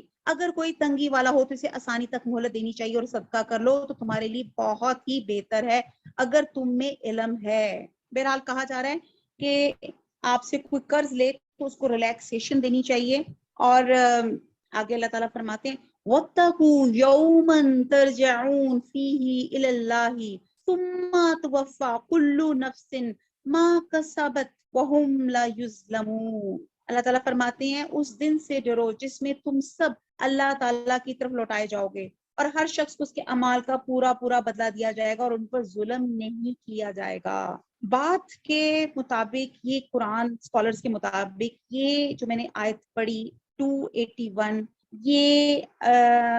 یہ قرآن کریم کی آخری آیت ہے جو نبی صلی اللہ علیہ وسلم پہ نازل ہوئی، اور کہتے ہیں کہ اس کے چند دن کے بعد آپ اس دنیا سے چلے گئے. اے ایمان والو، جب تم آپس میں ایک دوسرے سے میعاد مقرر پر قرض کا معاملہ کر لو تو اسے لکھ لیا کرو. ایکچولی یہ جو میں آپ کو پڑھنے لگی ہوں نا، یہ جب سودی نظام کی سختی سے ممانعت ہوگی اور بتایا جا رہا ہے کہ صدقات کریں، خیرات کریں، اور سود جو ہے یہ ایک معاشرے کے لیے جس کو کہتے ہیں نا دیمک کی طرح آپ کے معاشرے کو کھا جاتا ہے. اور پھر یہاں پہ جو میں آیت پڑھی ہوں اسے آیت دین کہا جاتا ہے جو قرآن کی سب سے لمبی آیت ہے. اور اللہ تعالیٰ نے قرض کے سلسلے میں ضروری ہدایات دی ہیں تاکہ کسی طرح کا جھگڑا نہ رہے، اور حکم دیا گیا ہے کہ مدت معین کر لو، اسے لکھ لو اور اس پہ 2 مسلمان مرد یا 1 مرد یا 2 عورتوں کو گواہ بنا لو. یعنی کہ ایچ اینڈ ایوری منیوٹس ڈیٹیل اللہ تعالیٰ نے اس آیت میں لکھ لی. ورنہ کیونکہ اکثر یہی ہوتا ہے، آپ بہن بھائیوں آپس میں بھی کوئی لین دین کرتے تو کہتے ہیں لین دین کا کیا تعلق ہے، لکھنے کی کیا ضرورت ہے، یہ تو میرا سگا بھائی یا میری سگی بہن یا میرا بہت قریبی دوست یا قریبی واقف ہے. لیکن اللہ سبحانہ تعالیٰ یہاں پہ اب قرآن میں جب حکم آ گیا جب لین دین کرنا ہے تو اس کی لکھت پڑھت ہے. اب یہ میں آیت پڑھتی ہوں اور آپ دیکھیں کہ کتنی منیوٹس ڈیٹیلز اللہ تعالیٰ نے لکھی ہوئی ہیں. اس کو آیت دین کہا جاتا ہے، سب سے لمبی آیت. اب یہ ایسے ہے کہ اے ایمان والو، جب تم آپس میں ایک دوسرے سے میعاد مقرر پہ قرض کا معاملہ کرو تو اسے لکھ لیا کرو. پہلا پوائنٹ لکھ لیا کرو. اور لکھنے والے کو چاہیے کہ تمہارا آپس کا معاملہ عدل سے لکھے، یعنی کہ انصاف سے لکھے. اور کاتب کو چاہیے، یعنی کہ لکھنے والے کو چاہیے کہ لکھنے سے انکار نہ کرے جیسے اللہ تعالیٰ نے اسے سکھایا ہے، بس اسے بھی لکھ دینا چاہیے. اور جس کے ذمہ حق ہو وہ لکھوائے اور اپنا اللہ تعالیٰ سے ڈرے جو اس کا رب ہے اور حق میں سے کچھ گھٹائے نہیں. ہاں، جس شخص کے ذمہ حق ہے اگر نادان ہو یا کمزور ہو یا لکھوانے کی طاقت نہ رکھتا ہو تو اس کا ولی عدل کے ساتھ لکھوا دے. اور اپنے میں سے 2 مرد گواہ رکھ لو، اگر 2 مرد نہ ہو تو 1 مرد اور 2 عورتیں جنہیں تم گواہوں میں سے پسند کر لو، تاکہ ایک کی بھول چوک کو دوسری یاد دلائے. اور گواہوں کو چاہیے کہ وہ جب بلائے جائیں تو انکار نہ کریں.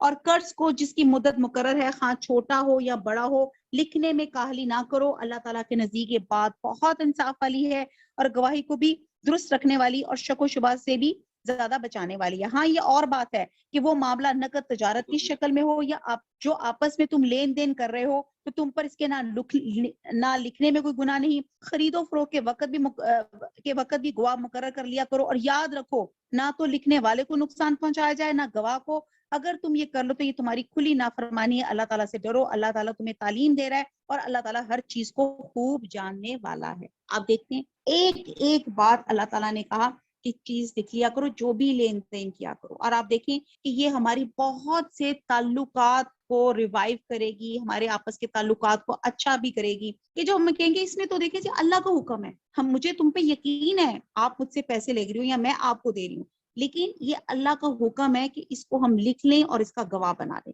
تو آپ کے لیے زندگی کے اگلے مسئلے آسان ہو جائیں گے۔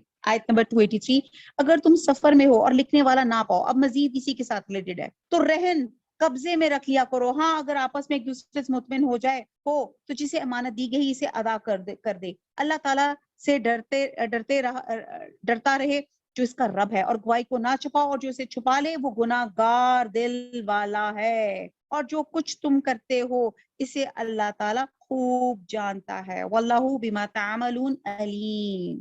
اب یہ جو میں آیات پڑھ رہی ہوں، اگلی جو آیات ہیں، یہ گواہی کو چھپانا کبیرہ گناہ ہے، اور جو جھوٹی گواہی دے گا یہ گناہ کبیرہ ہی میں آتا ہے۔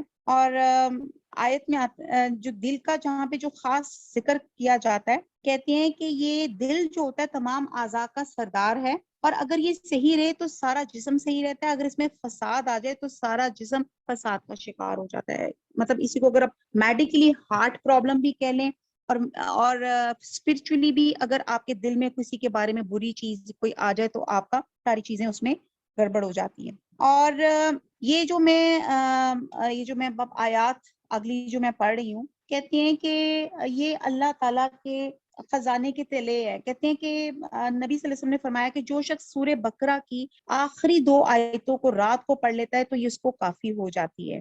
اور کہتے ہیں کہ نبی صلی اللہ علیہ وسلم کو معراج میں 3 چیزیں گفٹ ملی تھیں، جس میں ایک سورہ بقرہ کی آخری 2 آیات، اللہ سبحانہ تعالیٰ نے ایک دوسری چیز آپ کو نماز تحفے میں دی تھی، اور تیسری مومنین کے لیے جنت کا اللہ سبحانہ تعالیٰ نے جنت عطا کرنے کا بھی وعدہ کیا تھا۔ تو یہ 3 چیزیں تھیں اور جو نبی صلی اللہ علیہ وسلم کو ملی تھی، اور یہ جو سورہ بقرہ کی جو تھی آیات، یہ حضور صلی اللہ علیہ وسلم کو ایک خزانے سے عطا کی گئی تھی جو عرش الہی کے نیچے ہے، اور یہ آیات آپ کے سوا کسی اور نبی کو نہیں دی گئیں۔ اب یہ میں ان آیات کی پہلے ترجمہ پڑھ لیتی ہوں، پڑھ ہی لیتے ہیں پہلے اس کو۔ للہ ما فی السماوات وما فی الارض وَإِن تُبْدُوا مَا فِي أَنفُسِكُمْ أَوْ تَخْفُوهُ يُحَاسِبْكُم بِهِ اللَّهُ فَيَغْفِرُ لِمَن يَشَاءُ وَيُعَذِّبُ مَن يَشَاءُ وَاللَّهُ عَلَىٰ كُلِّ شَيْءٍ قَدِيرٌ۔ آسمانوں اور زمین کی ہر چیز اللہ تعالیٰ ہی کی ملکیت ہے، تمہارے دلوں میں جو کچھ ہے اسے تم ظاہر کرو یا چھپاؤ، اللہ تعالیٰ اس کا حساب تم سے لے گا، پھر جسے چاہے گا بخشے گا اور جسے چاہے گا سزا دے، اور اللہ تعالیٰ ہر چیز پر قادر ہے۔ اب آپ یہ دیکھیں کہ کہتے ہیں کہ جب یہ آیت اتری تو صحابہ کرام کہتے ہیں کہ ہمارے دلوں میں اس سے پتہ چل رہا تھا کہ جو آپ کے دلوں میں خیالات آ رہے ہیں نا اس پہ بھی گرفت ہے۔ جب یہ آیات نازل ہوئی تو صحابہ کرام پریشان ہو گئے، وہ حضور صلی اللہ علیہ وسلم کے پاس پہنچ گئے، انہوں نے کہا یا رسول اللہ، نماز، روزہ، حج، زکوٰۃ، یہ سارے اعمال جن کا ہمیں حکم دیا گیا اور ہم بجا لاتے ہیں کیونکہ یہ ہماری طاقت سے بالا نہیں، لیکن دل میں پیدا ہونے والے خیالات اور وسوسوں پہ ہمارا اختیار ہی نہیں ہے، اور اللہ تعالیٰ نے اس آیت میں کہہ دی کہ اس کا یہ اکاؤنٹیبل ہے، ان کا محاسبہ ہوگا، تو نبی صلی اللہ علیہ وسلم نے کہا کہ تم سمعنا و اطعنا کہو، چنانچہ صحابہ نے سمعنا و اطعنا کا، اور پھر اللہ تعالیٰ نے اگلی جو آیات بتائی، اور یہاں پہ کہتے ہیں صحابہ کہتے تھے کہ دل میں سم ٹائم اتنے برے خیالات آتے ہیں کہ دل چاہتا ہے کہ بندہ کوئلہ ہو جائے، جل جائے، سڑ جائے۔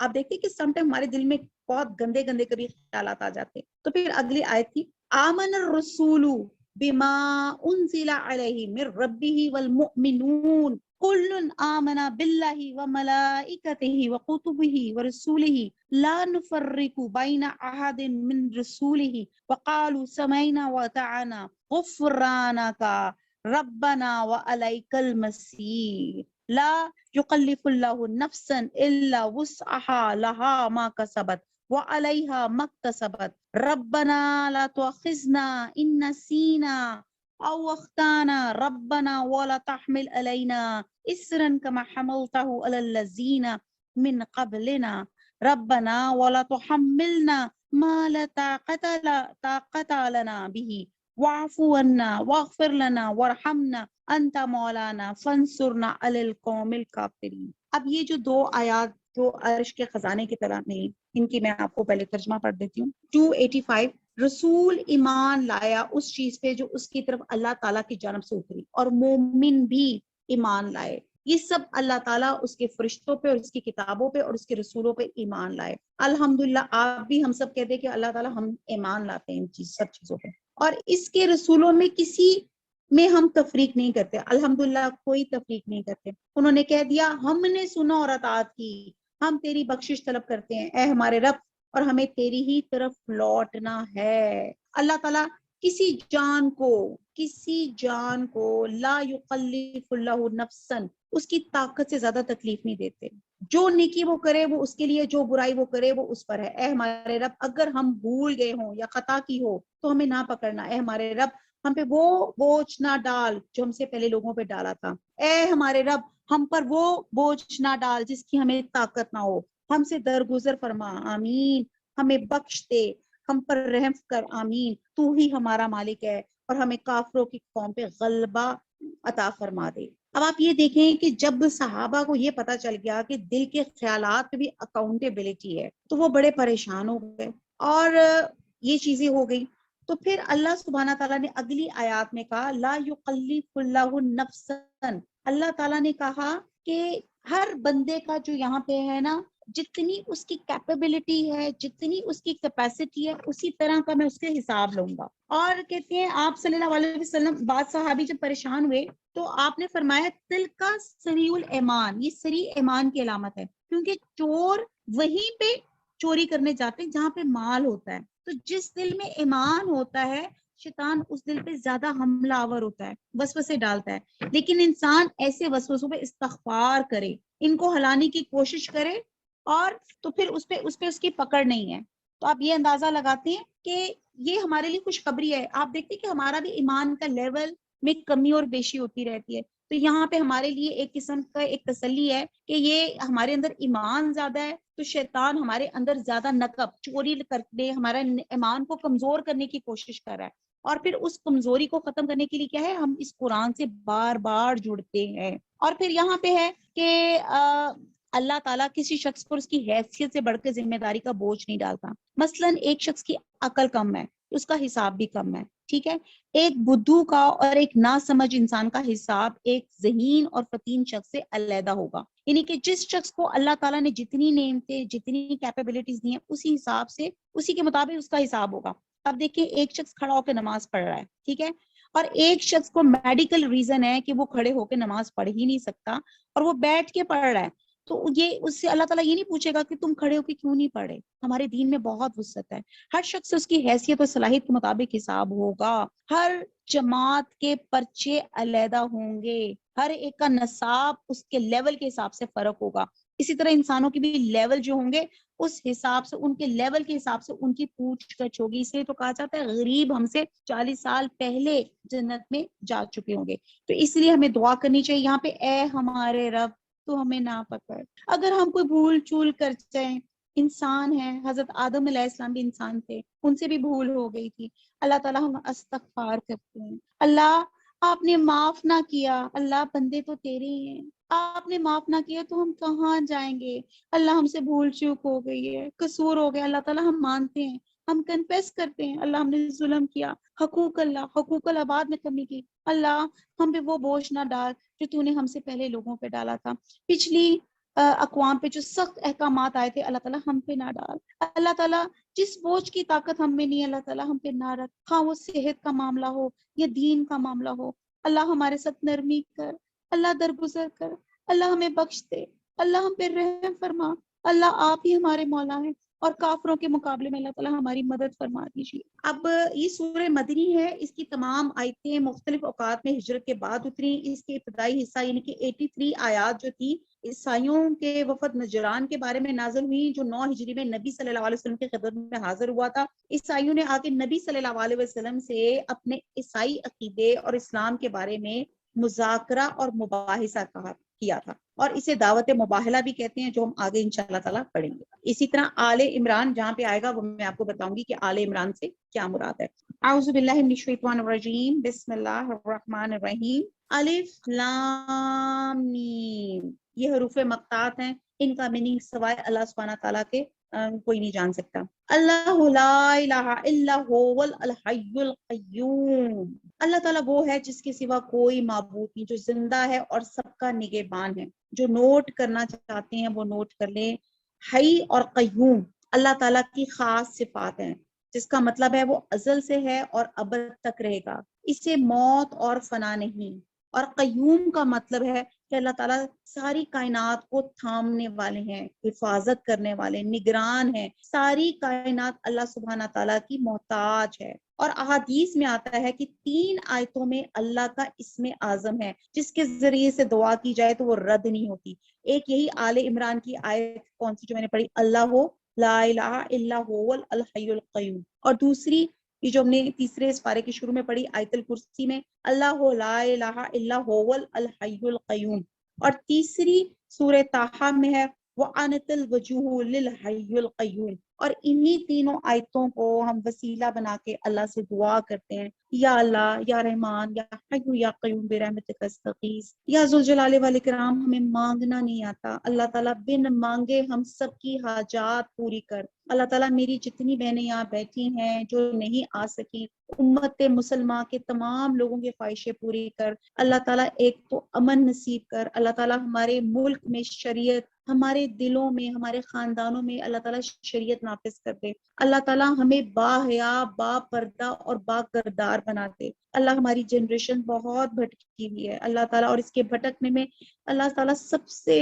بڑی وجہ یہ موبائل اور انٹرنیٹ ہے۔ اللہ تعالیٰ اس نے ہمارے قوم کے بچوں کو نکارا، ڈھیٹ، چڑچڑا اور نافرمان بنا دیا ہے۔ وہ گیموں میں ڈوبے رہتے ہیں، ان کے اندر حق بات سننے کی صلاحیت ہی کم ہو گئی ہے۔ وہ پب جی اور پتہ نہیں کن کن چیزوں میں انوالو ہیں، ان کو دنیا سے بے خبر ہو کے ایک امیجنری ورلڈ میں رہ رہے ہیں۔ اللہ تعالیٰ ہمارے بچوں کو اور ہم سب کو نمازی بنا، پرہیزگار بنا۔ اللہ تعالیٰ ان آیت کے وسیلے سے اللہ تعالیٰ ہماری تمام بہنوں کے اللہ تعالیٰ سہاگ سلامت رکھ۔ اللہ تعالیٰ ہمارے والدین کو صحت اور زندگی تندرستی دے، اور جو لوگ فوت ہو چکے ہیں اللہ تعالیٰ ان کو جنت الفردوس میں اونچے درجات میں جگہ دے۔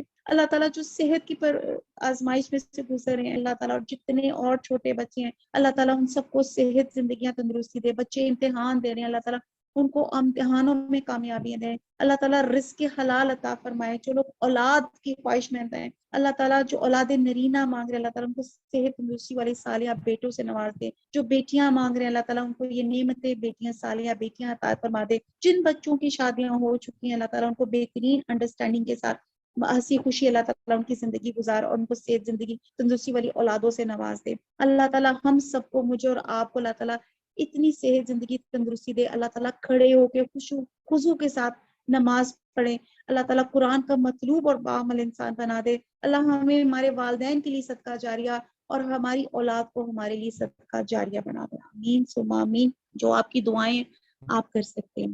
آیت نمبر 3، جس نے آپ پر حق کے ساتھ اس کتاب کو نازل فرمایا جو اپنے سے پہلے کی تصدیق کرنے والی ہے۔ اس نے تورات اور انجیل کو اتارا تھا اس سے پہلے لوگوں کو ہدایت کرنے والی بنا کر، اور قرآن بھی اسی نے اتارا تھا۔ جو لوگ اللہ تعالیٰ کی آیتوں سے کفر کرتے ہیں ان کے لیے سخت عذاب ہے۔ اللہ تعالیٰ غالب ہے، بدلہ لینے والا۔ یقین اللہ تعالیٰ پر زمین اور آسمان کی کوئی چیز پوشیدہ نہیں۔ ماں کے پیٹ میں تمہاری صورتیں جس طرح چاہتا ہے بناتا ہے۔ اب آپ دیکھتے ہیں یہ کون ہے، یہ پینٹر کون ہے؟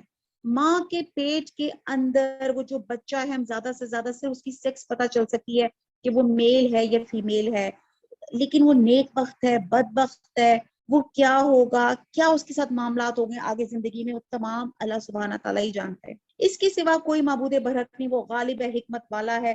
وہی اللہ تعالیٰ ہے جس نے تجھ پر کتاب اتاری جس میں واضح آیات محکمات، اور پھر کیا ہے، متشابہات جس میں واضح مضبوط آیتیں ہیں جو اصل کتاب ہیں، اور بعد متشابہ آیتیں ہیں، بس جن کے دلوں میں کجی ہے وہ تو اس متشابہ آیتوں کے پیچھے لگ جاتے ہیں فتنے کی طلب اور ان کی مراد جستجو کے لیے، حالانکہ ان کی حقیقی مراد کو سوائے اللہ تعالیٰ کے کوئی نہیں جانتا، اور پختہ اور مضبوط علم والے بھی یہی کہتے ہیں ہم تو ان پر ایمان لا چکے، یہ ہمارے رب کی طرف سے ہیں، نصیحت تو صرف عقل مند حاصل کرتے ہیں۔ اب یہاں پہ آیت متشابہات سے مراد یہ ہوتا ہے کہ جس میں کلیئر کٹ احکامات ہوں، ان کو ہم کہتے ہیں محکمات آیات وہ ہوتی ہیں جن میں کلیئر کٹ اللہ کا احکام ہوتے ہیں، اور متشابہات جو ہوتی ہیں کہ جس میں ایک لوگ کیا ہوتے ہیں جن کے دلوں میں کجی ہوتی ہے، متشابہات کے پیچھے پڑ جاتے ہیں اور اس کے ذریعے سے فتنے برپا کرتے ہیں۔ قرآن نے حضرت عیسیٰ علیہ السلام کو عبداللہ اور نبی کہا، یہ واضح اور محکم بات ہے،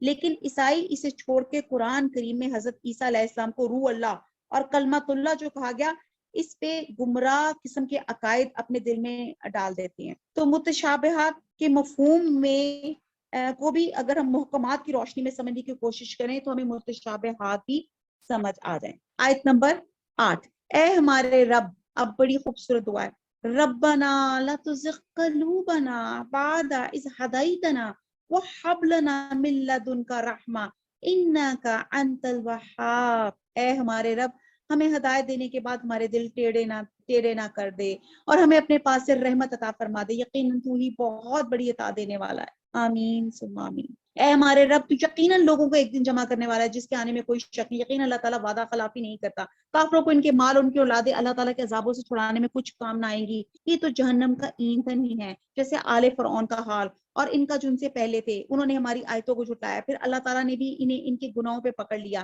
اللہ تعالیٰ سخت عذاب والا ہے، کافروں سے کہہ دیجئے کہ تم عنقریب مغلوب کیے جاؤ گے اور جہنم کی طرف جمع کیے جاؤ گے، اور برا ٹھکانہ ہے۔ یقیناً تمہارے لیے عبرت کی نشانی تھی ان دو جماعتوں میں جو گوت گئی تھی، ایک جماعت تو اللہ تعالیٰ کی راہ میں لڑ رہی تھی اور دوسری گروہ کافروں کا تھا، وہ انہیں اپنی آنکھوں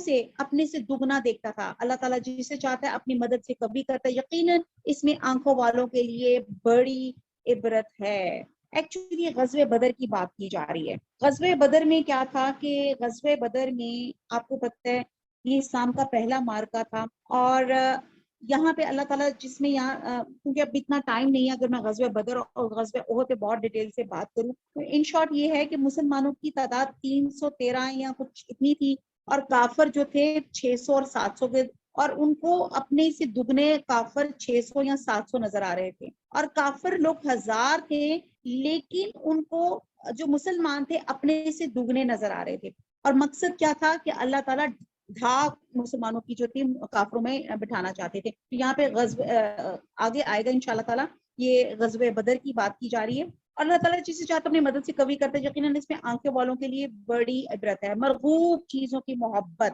اب آپ یہ دیکھیں کہ یہ جو جنگ بدر کا واقعہ ہے یہ ہجرت کے بعد دوسرے سال مسلمان اور کافروں کے درمیان میں پیش آتا، ایکچولی آگے بھی آئے گا، اسی میں نے کہا پہلی بتا دوں۔ نمبر 1، یہ تو ایک پہلی جنگ تھی، دوسری یہ جنگ منصوبہ بندی کے بغیر ہوئی تھی۔ مسلمان ابو سفیان کے قافلے کے لیے نکلے تھے جو شام سے سامان تجارت لے کے مکہ جا رہا تھا، مگر اطلاع مل جانے کی وجہ سے وہ اپنا قافلہ تو بچا کر لے گیا، لیکن کفار مکہ اپنی طاقت اور کثرت کے گھمنڈ میں مسلمانوں پہ چڑھ دوڑے، اور مقام بدر میں یہ پہلا مارکا ہوا، اور پھر تیسرا اس میں مسلمانوں کی اللہ تعالیٰ کی خصوصی مدد تھی، چوتھا اس میں کافروں کو عبرت انگیز شکست ہوئی، اور انشاءاللہ تعالیٰ آگے ہم پڑھیں گے کہ غزوہ بدر میں اللہ تعالیٰ نے کیسے کیسے اللہ تعالیٰ نے مدد کی، آگے آیات ہیں اس کے متعلق۔ اچھا جی، اب یہ جو آیت میں پڑھنے لگی ہوں جس کو میں پڑھنے سے رک گئی تھی، اس میں آپ یہ دیکھیں کہ اللہ تعالیٰ نے انسان کی ساری انسٹنکٹس یہاں پہ لکھی ہیں۔ اگر میں آپ سے پوچھوں کہ آپ کو سب سے زیادہ محبت کس چیز سے ہے، وہ تمام لسٹ آف چیزیں یہاں اللہ تعالیٰ نے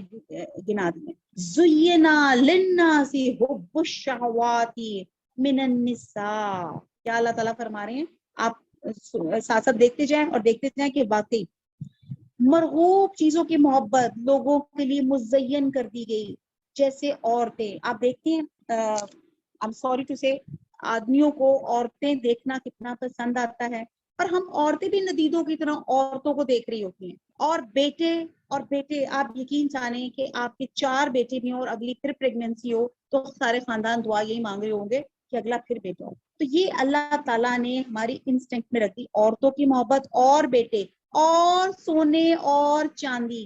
اب آپ دیکھیں نا، وہ کہتے ہیں نا ابن آدم جو انسان ہے وہ تو اتنا لالچی ہے، اگر اس کو ایک پہاڑی سونے کی دی جائے گی وہ کہے گا اللہ تعالیٰ ایک اور دینا، ایک اور دینا. یہاں پہ اس آیت میں اللہ تعالیٰ نے جو آپ کی بیسک ساری دنیا جو محبتیں ہیں نا وہ اللہ تعالیٰ نے یہاں پہ اس آیت میں کلیئر کر رکھی. مرغوب چیزوں کی محبت لوگوں کے لیے مزین کر دی گئی، جیسے عورتیں اور بیٹے اور سونے اور چاندی کے جمع کیے ہوئے خزانے. دیکھتے ہیں کہ ہماری ہرس ختم نہیں ہوتی سونے سے یا چاندی سے جتنی بھی زیادہ. اور نشاندار گھوڑے. اب یہاں پہ نشاندار گھوڑوں سے مراد جیسے ہماری ٹیچرز ہمیں کہا کرتی تھی کہ آج کل کیونکہ اس زمانے میں ٹرانسپورٹیشن جو ہوتی تھی گھوڑے ہوتے تھے، نہیں کہ ایک جگہ سے دوسری جگہ جانا. اور یہاں پہ مراد آپ یہ لے سکتے ہیں کہ آج کل کی ہماری گاڑیاں جس میں نمبر پلیٹ لگی ہوتی ہیں، اور جب آپ دیکھتے ہیں کہ نمبر پلیٹوں میں بھی جو ہم دیکھتے ہیں کہ شروع کے 10 نمبر میں پتا چلے جی ایلیٹ کلاس گاڑی ہے، تو یہاں پہ مراد آپ کی آج کل کی جو لیٹسٹ جتنی بھی آپ کی لیمبورگینی یا آپ کی فراری یا واٹ ایور جو بھی ایم جی جو بڑی بڑی گاڑیاں آپ کہہ لیں، تو وہ یہاں سے وہ مراد دی جا سکتی ہے کہ آج ہماری ہوتی ہے جی بائک ہو تو جی موٹر سائیکل ہو جائے، موٹر سائیکل ہے تو چھوٹی گاڑی، چھوٹی نہیں تو بڑی، پھر بڑی 7 سیٹر جو اور زیادہ اور اس سے بھی بڑی گاڑی. تو یہ تمام محبتیں اللہ سبحانہ تعالیٰ نے آپ کے دل میں رکھی ہیں. اور نشاندار گھوڑے اور چوپائے اور کھیتی، یہ دنیا کی زندگی کا سامان ہے. اب آپ دیکھیں کہ جو لوگ جانور پالتے ہیں وہ کتنے جانور پہ مزید جانور ان کو خوشی ہوتی ہے. اور جسی طرح کسی کو جو پلاٹس یا پراپرٹی لینے کا جنون ہوتا ہے تو جتنی بھی پراپرٹی لیتا جاتا ہے اس کا جنون ختم نہیں ہوتا، وہ بڑھتا ہی جاتا ہے. تو اللہ تعالیٰ فرما رہے ہیں یہ دنیا کی زندگی کا سامان ہے اور لوٹنے کا اچھا ٹھکانہ تو اللہ ہی تعالیٰ کے پاس ہے. اب اللہ تعالیٰ یہ تمام محبتیں گنا کر اللہ تعالیٰ کہہ رہے ہیں کہ لوٹ کر کدھر آنا ہے؟ لوٹ کر تو اللہ کے پاس آنا ہے. اور یہاں پہ الشہوات سے مراد یعنی کہ وہ چیزیں جو طبی طور پہ انسان کو مرغوب اور پسندیدہ ہیں اور اس لیے ان میں رغبت اور ان کی محبت ناپسندیدہ نہیں ہے، بشرطے کے اعتدال کے ساتھ اور شریعت کے دائرے کے اندر ہو. اور پھر یہ بطور یہ محبتیں ایز آزمائش بھی آتی ہیں. اور کہتے ہیں سورہ قحف میں آتا ہے کہ ہم نے زمین پر جو کچھ ہے اسے زمین کی زینت بنایا تاکہ ہم لوگوں کو آزمائیں. سب سے پہلے عورت کا ذکر کیا گیا کیونکہ ہر بالغ انسان کی سب سے بڑی ضرورت اور سب سے زیادہ مرغوب ہوتی ہے. خود نبی صلی اللہ علیہ وسلم نے فرمایا کہ عورت اور خوشبو مجھے بہت محبوب ہیں. اسی طرح نبی صلی اللہ علیہ وسلم نے نیک عورت کو دنیا کی سب سے بہتر متاع قرار دیا اور یہی عورت مرد کے لیے سب سے بڑا فتنہ بھی بن جاتی ہے. حضور صلی اللہ علیہ وسلم نے فرمایا کہ میرے بعد جو فتنے رونما ہوں گے ان میں مردوں کے لیے سب سے بڑا فتنہ عورتوں کا ہے. اچھا اس کے بعد اللہ تعالیٰ نے اس آیت میں بیٹوں کی محبت بتائی اور اس سے مقصد مسلمانوں کی قوت میں اضافے کا تھا. اور کہتے ہیں کہ سورہ اس میں ہے کہ بہت محبت کرنے والی اور زیادہ بچے جننے والی عورت سے شادی کرو اس لیے کہ قیامت والے دن دوسری امتوں کے مقابلے میں اپنی امت کی کثرت پہ فخر کروں گا. اور اسی آیت سے رہبانیت کی تردید اور خاندانی منصوبہ بندی کی بھی تردید ہو جاتی ہے. پھر اسی طرح آپ دیکھتے ہیں گھوڑوں کا مقصد کیا تھا؟ جہاد کی تیاری اور جانوروں سے کھیتی باڑی اور ان سے ٹرانسپورٹیشن کا کام لینا، ان سے ان کی پیداوار حاصل کرنا، یہ سب پسندیدہ ہیں لیکن ایک ماڈریشن میں. یہ نہ ہو کہ یہ چیزیں آپ کے پاس آ جائیں تو آپ فخر کریں، غرور کریں اور اللہ کی یاد سے غافل ہو جائیں. ٹھیک ہے، اللہ تعالیٰ ہمیں یہ جو مال خیر ہے اللہ تعالیٰ اس کی فتنے سے ہمیں بچائے. آیت نمبر 15 آپ کہہ دیجئے کیا میں تمہیں اس سے بہت سی بہتر چیز بتاؤں؟ تقوی والوں کے لیے ان کے رب تعالیٰ کے پاس جنتیں ہیں جن کے نیچے نہریں بہ رہی ہیں جن میں وہ ہمیشہ رہیں گے، اور پاکیزہ بیویاں. یہ بار بار میں کہتی ہوں کہ پاکیزہ بیویوں سے مراد یہ ہے کہ جنت میں انشاءاللہ جیسے میں ہمیشہ کہتی ہوں کہ دنیا کا پہلا رشتہ بھی میاں بیوی اور آخرت میں بھی میاں بیوی کا رشتہ ہوگا. تو یہ اپنے ہسبینڈز کو کلیئر کٹ بتا دیں کہ اللہ تعالیٰ ڈینٹنگ پینٹنگ کر کے یہی میں ہی بیوی بنوں گی آپ کی. ان کو بڑا شوق ہوتا ہے نا کہ پتہ نہیں اور وہاں پہ ہاں ایکسٹرا اللہ سبحانہ تعالیٰ حوریں بھی عطا فرمائیں گے لیکن یہی بیوی اللہ تعالیٰ عطا فرمائے گا. اور پلس یہ ہوگا کہ وہ سب جو ہوں گی ینگ اور اللہ تعالیٰ خوبصورت کر دے گا اور یہ تمام یعنی کہ نفاس اور تمام گندگی سے دور ہوں گی. اور اللہ تعالیٰ کی رضامندی ہے، سب بندے اللہ تعالیٰ کی نگاہ میں ہیں جو کہتے ہیں کہ ہمارے رب ہم ایمان لا چکے اس لیے ہمارے گناہ معاف فرما، ہمیں آگ کے عذاب سے بچا. ربنا اننا آمنا فاغفر لنا ذنوبنا وقنا عذاب النار آمین. جو صبر کرنے والے اور سچ بولنے والے اور فرما برداری کرنے والے. اب یہ دیکھیں یہ اللہ تعالیٰ کی یہ اللہ تعالیٰ نے انسانوں کے ٹریٹس کریکٹرز بتا دیے, اور اللہ سے میں دعا کرتی ہوں, پڑھتی جاتی ہوں کہ اللہ تعالیٰ یہ تمام کریکٹرسٹکس ہم سب کے اندر آ جائیں, جو صبر کرنے والے اور سچ بولنے والے اور فرما برداری کرنے والے اور اللہ کی راہ میں خرچ کرنے والے اور پچھلی رات کو بخشش مانگنے والے. اللہ تعالیٰ, فرشتے اور اہل علم اس بات کی گواہی دیتے ہیں کہ اللہ کے سوا کوئی معبود نہیں, اور وہ عدل کے ساتھ دنیا کو قائم رکھنے والا ہے. اس غالب اور حکمت والے کے سوا کوئی عبادت کے لائق نہیں. بے شک اللہ تعالیٰ کے نزدیک اسلام ہی ہے.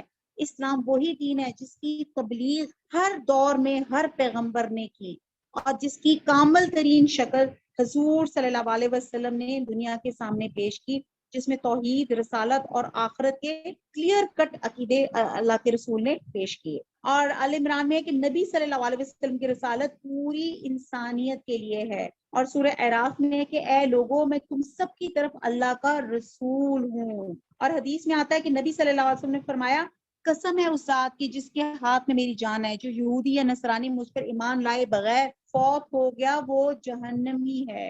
یعنی کہ آپ سوچیں کہ دنیا کا پہلا انسان مسلمان تھا.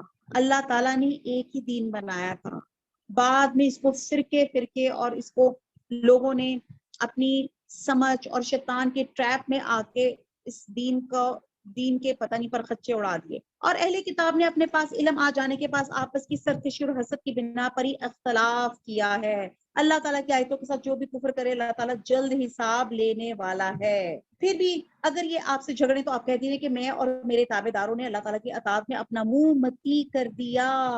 فَإِنْ أَسْلَمُوا فَقَدِ اهْتَدُوا وَإِنْ تَوَلُّوا فَإِنَّمَا عَلَيْكَ الْبَلَاغُ وَاللَّهُ بَصِيرٌ بِالْعِبَادِ. پھر بھی اگر یہ آپ سے جھگڑا کریں تو آپ کہہ دیں میں اور میرے تابع داروں نے اللہ تعالیٰ کی اطاعت میں اپنا منہ متی کر دیا. اہل کتاب سے اور ان پڑھ لوگوں سے کہہ دیجئے کہ تم بھی اطاعت کرتے ہو, بس اگر یہ بھی تابع دار بن جائے تو یقیناً ہدایت والے ہیں, اور اگر یہ روح گردانی کریں تو آپ پر صرف پہنچا دینا ہے. اللہ بندوں کو خوب دیکھ بھال رہا ہے. آج جب لکھا ہوتا ہے نا کیمرے کی آنکھ آپ کو دیکھ رہی ہے, جہاں کہیں کیمرہ لگا ہوتا ہے تو ہم بڑے کانشیس ہو جاتے ہیں. ایسی ہے نا, پہلے روڈ میں ہم لوگ بیلٹ نہیں پہنتے تھے, موبائلوں پہ بات کر رہے ہیں, زیبرا کراسنگ کراس کر رہے ہیں. اب آج کل ڈیجیٹل چالان ہو رہے ہیں, اور اس ڈیجیٹل چالان پہ آپ کو کیمرے کی آنکھ جو اسٹریٹس پہ لگی ہوتی ہے آپ کو دیکھ لیتی ہے, فوراً کیچ کر کے پکچر کھینچ کے آپ کے گھر فائن پہنچ جاتا ہے. پہلے تو ہم کہہ جاتے تھے نا, میرا جیسا بندہ, میں جب ڈرائیونگ کرتی تھی ذرا کوئی بتی ہیڈ سگنل میں نے کراس کیا تو جی ایکسٹریملی سوری, پلیز مجھے جانے دیں, آئی ایم ویری سوری, میں جلدی میں تھی. بہانے بنا لیتے ہیں آپ لوگ. لیکن ڈیجیٹل چلانس نے آپ کا وہ تمام سسٹم ہی ختم کر دیا, اور آپ کے پاس کہنے کا طریقہ ہی نہیں بچا, آپ کے پاس بہانہ ہی نہیں بچا, وہ فوراً آپ کے پاس چلان آ جاتا ہے. تو اسی طرح واللہ بصیر بالعباد, اللہ تعالیٰ 24/7 ہمیں گیز کر رہا ہے, ہمیں واچ کر رہا ہے. ہر ایک بندے کی ویڈیو بن رہی ہے, ہر ایک بندے کی بایوگرافی اللہ کا ہر ریکارڈ بن رہی ہے.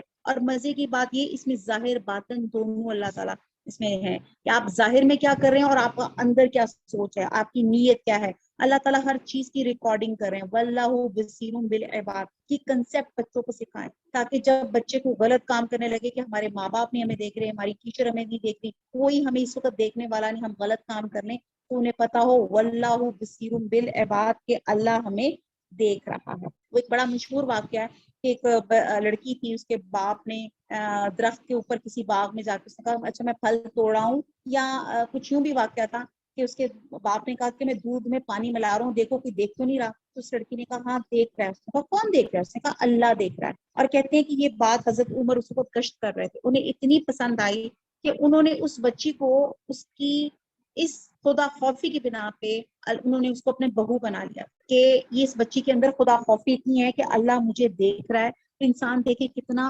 پرٹیکولر ہو جاتا ہے ہر عمل میں, کہ ہر عمل میں اس کو پتا ہو کہ اللہ مجھے دیکھ رہا ہے. جو لوگ اللہ تعالیٰ کی آیتوں سے کفر کرتے ہیں اور نبیوں کو ناحق قتل کر ڈالتے ہیں, اور جو لوگ عدل و انصاف کی بات کہیں انہیں بھی قتل کر ڈالتے ہیں, تو اے نبی نے دردناک عذابوں کی خبر دے دیجئے. ان کے اعمال دنیا اور آخرت میں غارت ہیں, ان کا کوئی مددگار نہیں. کہ آپ نے نہیں دیکھا جنہیں ایک حصہ کتاب کا دیا گیا وہ اپنے آپس کے فیصلوں کے لیے اللہ تعالیٰ کی کتاب کی طرف بلائے جاتے ہیں، پھر بھی ایک جماعت ان کا منہ پھیر کر لوٹ جاتی ہے۔ اس کی وجہ ان کا یہ کہنا ہے ہم تو گنے چنے چند دنوں ہی آگ جلائے گی، ان کی گھڑی گڑائی باتوں نے انہیں ان کے دین کے بارے میں دھوکے میں ڈال رکھا ہے۔ اب یہ یہود کہتے تھے ہم بڑے لاڈلے ہیں، ہم تو بس کچھ دن ہی آگ میں ڈالے جائیں گے، بس کیا حال ہوگا جبکہ ہم انہیں اس دن جمع کریں گے جس کے آنے میں کوئی شک نہیں، ہر شخص اپنا کیا پورا دیا جائے گا اور ان پہ ظلم نہ کیا جائے گا، یعنی کہ ٹوٹل انصاف ہوگا۔ اسے تو کہا جا رہا ہے واللہ بصیر بالعباد۔ آج ہم دنیا کے سامنے کوئی غلط کام کر کے مکر جائیں، جج کی ہیئرنگ میں کورٹ میں کسی بات کو سفارش لے کے مکر جائیں، لیکن ڈے آف اکاؤنٹیبلٹی والے دن عدل کا خوب انتظام ہوگا۔ اللہ تعالیٰ زوم کر کے ہمارے تمام گناہ، ہماری تمام حرکات کو اللہ تعالیٰ دنیا میں سب کو دکھائیں گے۔ آیت نمبر 26 آپ کہہ دیجئے کہ اے میرے معبود۔ اب یہ بہت زبردست آیت ہے، کہتے ہیں کہ یہ کیسی دعا ہے جو میں پڑھنے لگی ہوں کہ احد پہاڑ جتنا بھی قرض ہو تو اللہ تعالیٰ اس کی ادائیگی کے لیے انتظام کر دیتا ہے۔ تو یہ قرض کی دعا ہے اور بڑی خوبصورت دعا ہے، اس کو ساتھ ساتھ پڑھتے جاتے ہیں اور سمجھتے جاتے ہیں۔ قل اللہم مالک الملک تؤتی الملک من تشاء وتنزع الملک ممن تشاء وتعز من تشاء وتذل من تشاء بیادک الخیر انک علی کل شیء قدیر۔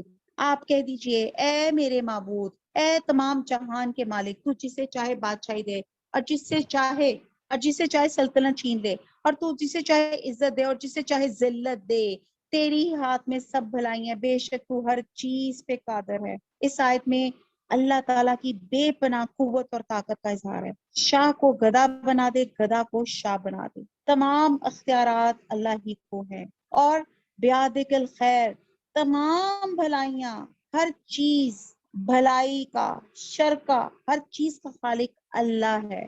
اگرچہ اللہ تعالیٰ ہے لیکن ذکر صرف خیر کا کیا گیا ہے، شر کا نہیں کیا گیا۔ شر بخلاف شر کے یہ انسان کے اپنے عمل کا بدلہ ہے، جو اسے اپنی کسی بری عادت کی وجہ سے اس کو اپنا نقصان پہنچتا ہے۔ پھر آگے ہے اور تو ہی رات کو دن میں داخل کرتا ہے اور دن کو رات میں لے جاتا ہے، تو ہی بے جان سے جاندار پیدا کرتا ہے اور تو ہی جاندار سے بے جان پیدا کرتا ہے، اور تو ہی جسے چاہتا ہے بے شمار روزی دیتا ہے۔ اب یہاں پہ بتایا جا رہا ہے بے جان سے جاندار، جیسے نطفہ، جیسے ایک آپ کا نطفہ ہوتا ہے، مردہ ہوتا ہے، اس سے پہلے زندہ انسان نکلتا ہے، وہ زائگوٹ بنتا ہے اور پھر ایک انسان بن جاتا ہے اس سے۔ اسی طرح مردہ انڈے سے پہلے مرغی اور پھر زندہ مرغی سے انڈا آ جاتا ہے۔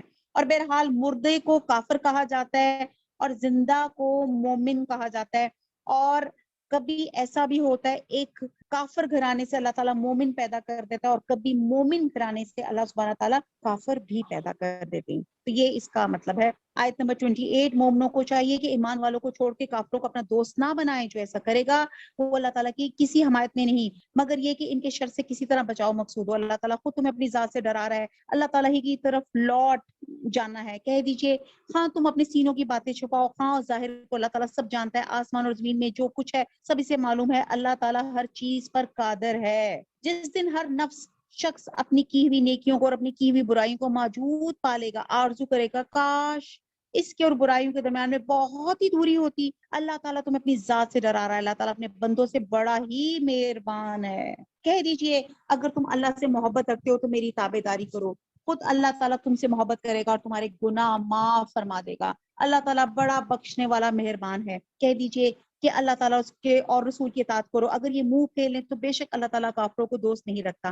بے شک اللہ تعالیٰ نے تمام جہان کے لوگوں میں سے آدم کو اور نوح کو، ابراہیم کے خاندان اور عمران کے خاندان کا انتخاب فرما لیا۔ اب دیکھتے ہیں کہ انبیاء علیہ السلام کے خاندانوں میں 2 عمران پائے گئے۔ اب یہ جو سورہ ال عمران ہے نا، ایک عمران کون تھا؟ ایک حضرت موسیٰ اور ہارون علیہ السلام کے والد تھے عمران، اور دوسرے حضرت مریم کے والد تھے عمران۔ اور اللہ سبحانہ تعالیٰ نے آل عمران کے علاوہ مزید 3 خاندانوں کا ذکر کیا گیا ہے جن کو اللہ تعالیٰ نے اپنے وقت میں جہانوں میں فضیلت عطا فرمائی، جس میں سب سے پہلے حضرت آدم علیہ السلام ہیں، جنہیں اللہ تعالیٰ نے اپنے ہاتھ سے بنایا، ان میں اپنی طرف سے روح کھوئی کی، اور انہیں جو تھا انہیں سب نے فرشتوں نے سجدہ کیا، اللہ سبحانہ تعالیٰ نے انہیں علم سے نوازا، ان کو جنت میں رہائش پذیر کیا۔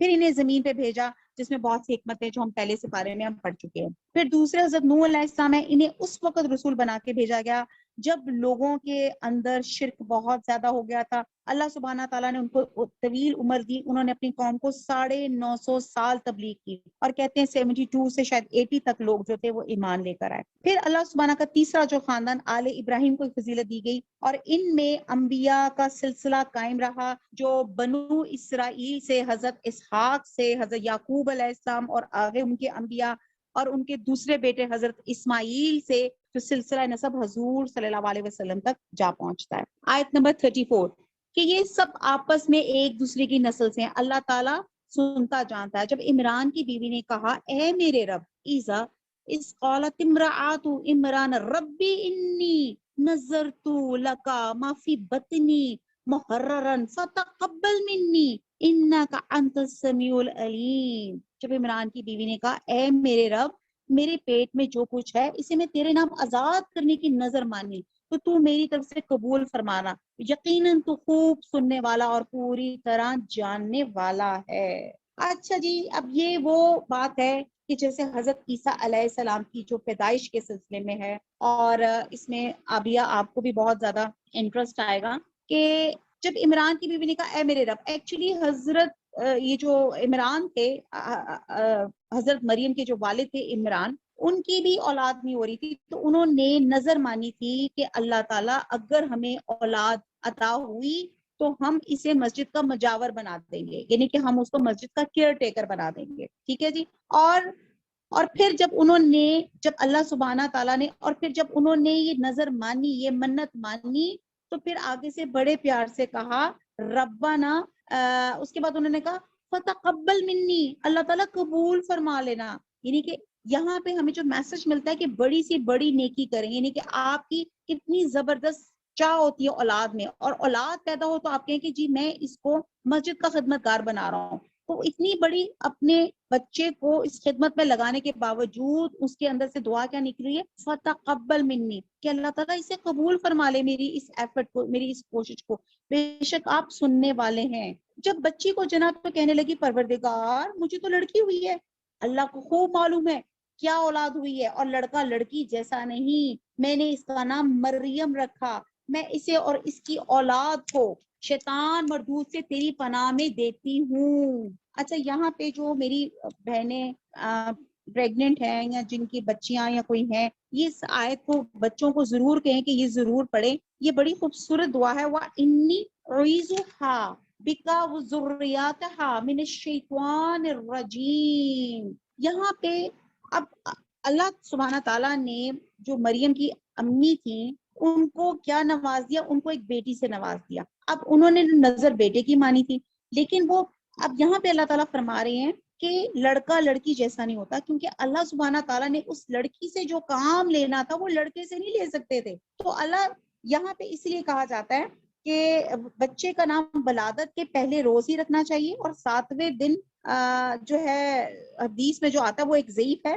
بہرحال تیسرے یا 7ویں روز بھی نام رکھا جا سکتا ہے بیسکلی، اور نام کا بڑا اچھا نام رکھنا چاہیے. اس کا نام مریم رکھا گیا، اور پھر انہوں نے دعا مانگی کہ میں اسے اور اس کی اولاد کو شیطان مردود سے تیری پناہ میں دیتی ہوں. تو اللہ تعالیٰ نے یہ دعا قبول فرمائی، اور حدیث میں آتا ہے کہ جو بھی بچہ پیدا ہوتا ہے شیطان اس کو ٹچ کرتا ہے جس سے وہ چیختا چلاتا ہے، لیکن اللہ تعالیٰ نے اس مس سے شیطان سے حضرت مریم اور ان کے بیٹے حضرت عیسیٰ علیہ السلام کو محفوظ رکھا. اور اسی لیے دعا بڑی پیاری دعا ہے کہ اللہ تعالیٰ میری اولاد اور میری اولاد کی بھی جو اولاد ہو، اللہ تعالیٰ ان سب کو شیطان مردود سے محفوظ رکھیے گا. بس اسے اس کے پروردگار نے اچھی طرح قبول فرمایا اور اسے بہترین پرورش دی، اور اس کی خیر خبر لینے والے زکریا کو بنا دیا. جب کبھی زکریا ان کے حجرے میں جاتے، ان کے پاس روزی رکھی ہوئی پاتے اور پوچھتے ہیں مریم یہ روزی تمہارے پاس کہاں سے آئی؟ وہ جواب دیتی ہے اللہ تعالیٰ کے پاس سے ہے، بے شک اللہ تعالیٰ جسے چاہے بے شمار روزی دے. اسی جگہ زکریا علیہ السلام نے اپنے رب سے دعا کی، قال رب حب لی من لدنک ذریات طیبات انک سمیع الدعاء.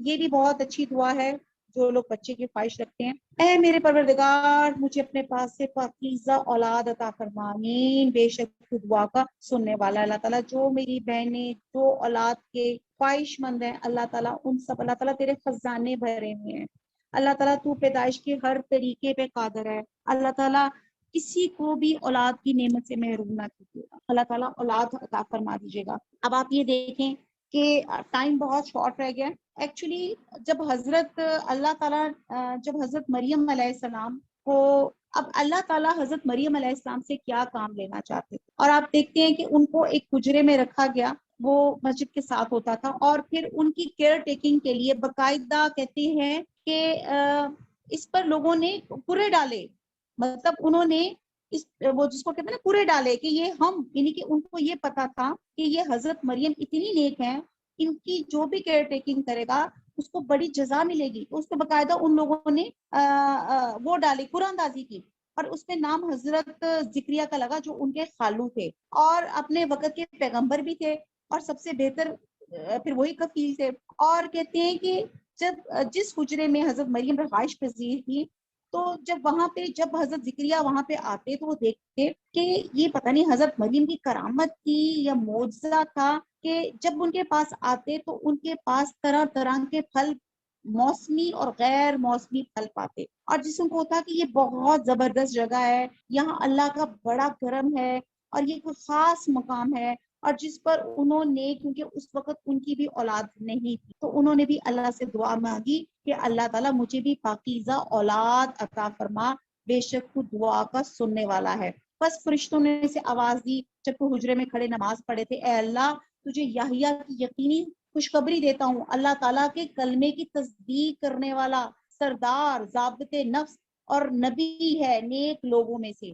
اب یہاں پہ ایک اسی آیت میں دو میراکولس برتھس بتائی گئی ہے، ایک اللہ سبحانہ تعالیٰ نے اسی مقام پہ حضرت مریم کو اللہ تعالیٰ نے بغیر مرد کے چھوئے اللہ تعالیٰ نے ان کو جو تھا ان کو اولاد سے نوازا، اور یہاں پہ حضرت ذکریہ علیہ السلام جو ان کی بیوی جو تھی وہ بانجھ تھیں، ان کو انفرٹیلٹی کیس تھا ان کا کوئی، تو اس کی وجہ سے وہ بچہ نہیں پیدا کر سکتی تھی، اللہ سبحانہ تعالیٰ نے حضرت ذکریہ علیہ السلام کو بھی بچے کی خوشخبری دی اور حضرت مریم کو بھی بچے کی خوشخبری دی، جس سے پتہ چلتا ہے کہ اللہ تعالیٰ تخلیق کے ہر اینگل سے جو بھی ہو اللہ تعالیٰ خالق ہے، مالک ہے، اللہ سے مانگتے رہا کریں۔ اور پھر یہاں اللہ سبحانہ تعالیٰ نے ان کو، اور یہ جو نام ہے حضرت یحییٰ، یہ اللہ سبحانہ تعالیٰ نے خود جو تھا نومینیٹ کیا تھا، خود بتایا تھا یہ نام، اور پھر ساتھ حضرت یحییٰ کی کچھ کوالٹیز یہاں پہ لکھ دی تھی کہ یہ اللہ تعالیٰ کے کلمے کی تصدیق کرنے والا ہے،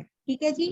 دوسرا کہ سردار ہے، ضابط نفس یعنی کہ یہ بہت شریف ہیں، اور پھر حضرت یحییٰ علیہ السلام اور حضرت عیسیٰ علیہ السلام آپس میں خالہ زاد تھے، کہنے لگے اے میرے رب میرے ہاں بچہ کیسے ہوگا، میں بالکل بوڑھا ہو گیا ہوں اور میری بیوی بانجھ ہے۔ فرمائے اس طرح اللہ تعالیٰ جو چاہے کرتا ہے، یعنی کہ اللہ تعالیٰ کو کسی سبب کی ضرورت نہیں ہوتی۔ کہنے لگے پروردگار میرے لیے اس کی کوئی نشانی مقرر کر دے۔ فرمایا نشانی یہ ہے کہ 3 دن تک تم لوگوں سے بات نہ کر سکے گا، صرف اشارے سے سمجھائے گا، تو اپنے رب کا ذکر کثرت سے کرو اور صبح شام اس کی تسبیح بیان کرتا رہے۔ اب بڑھاپے میں موت زانہ طور پہ اولاد کی خوشخبری سنی تو انہوں نے کہا کہ انہوں نے اللہ تعالیٰ سے پوچھا کہ کیا کروں، تو اللہ تعالیٰ نے فرمایا کہ 3 دن کے لیے تیری زبان بند ہو جائے گی جو ہماری طرف سے نشانی ہوگی، لیکن تم نے اس خاموشی میں بھی کرنا کیا ہے، صبح شام اللہ کی تسبیح بیان کرنی ہے۔ تو یہ ہمارے لیے بھی لیسن ہے، جو لوگ اولاد کی خواہش چاہتے ہیں کہ صبح شام اللہ تعالیٰ کی تسبیح کریں، اللہ سے مانگیں، اللہ تعالیٰ ضرور نوازے گا،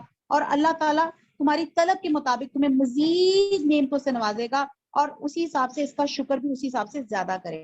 حضرت مریم کا یہ شرف ہے کہ صحیح احادیث میں آتا ہے کہ حضرت خدیجہ کو بھی خیر النساء لیکن سب عورتوں میں سے بہتر کہا گیا، اور متفقہ علیہ میں ایک اور روایت ہے کہ مردوں میں تو بہت کامل ہوئے مگر عورتوں میں صرف حضرت آسیہ فرعون کی بیوی مریم بنت عمران کامل ہوئی، اور عائشہ کی فضیلت تمام عورتوں پہ ایسے ہے جسے سرید کو تمام کھانوں پر فضیلت حاصل ہوتی ہے۔ اور ترمذی کی روایت میں بہرحال، اور جب فرشتوں نے کہا اے مریم اللہ تعالیٰ نے تجھے برگزیدہ کر لیا اور تجھے پاک کر دیا اور سارے جہان کی عورتوں میں سے تیرا انتخاب کر لیا، آپ دیکھتے ہیں کہ اللہ تعالیٰ ہیز چوزن حضرت مریم، اے مریم تو اپنے رب کی اطاعت کر اور سجدہ کر اور رکوع کرنے والوں کے ساتھ رکوع کر. تو یہاں پہ کیا چیز سمجھ آتی ہے کہ ان کو بھی نماز کی ترغیب دی گئی. یہ غیب کی خبروں میں سے ہے جسے ہم تیری طرف وحی سے پہنچاتے ہیں، تو ان کے پاس نہ تھا جبکہ وہ اپنے قلم ڈال رہے تھے، یعنی کہ قرآن اندازی کر رہے تھے کہ مریم کو ان میں سے کون پالے گا.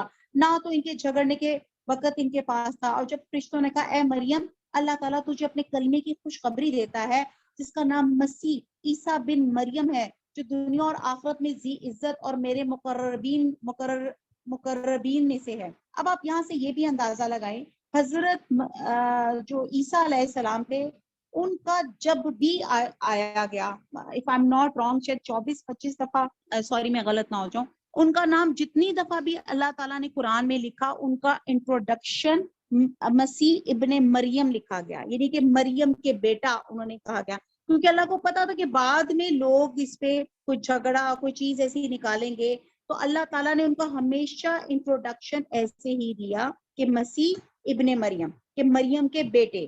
اور ساتھ ان کو آپ یہ دیکھیں کہ مسیح جو ہے، مسیح ہوتا ہے کثرت سے زمین کی سیاحت کرنے والا، اور مسیح اس لیے بھی کہا جاتا ہے کہ آپ ہاتھ پھیر کر مریضوں کو اللہ کے اذن سے شفا یاب کر جاتے تھے. اور اس طرح بھی کا مسیح ہے. مسیح دجال بھی ایک ہے جو خیر بہرحال ہمارے عقیدے کے مطابق آئے گا، اور اس کو حضرت عیسیٰ علیہ السلام جو ہیں اس کو قتل کریں گے.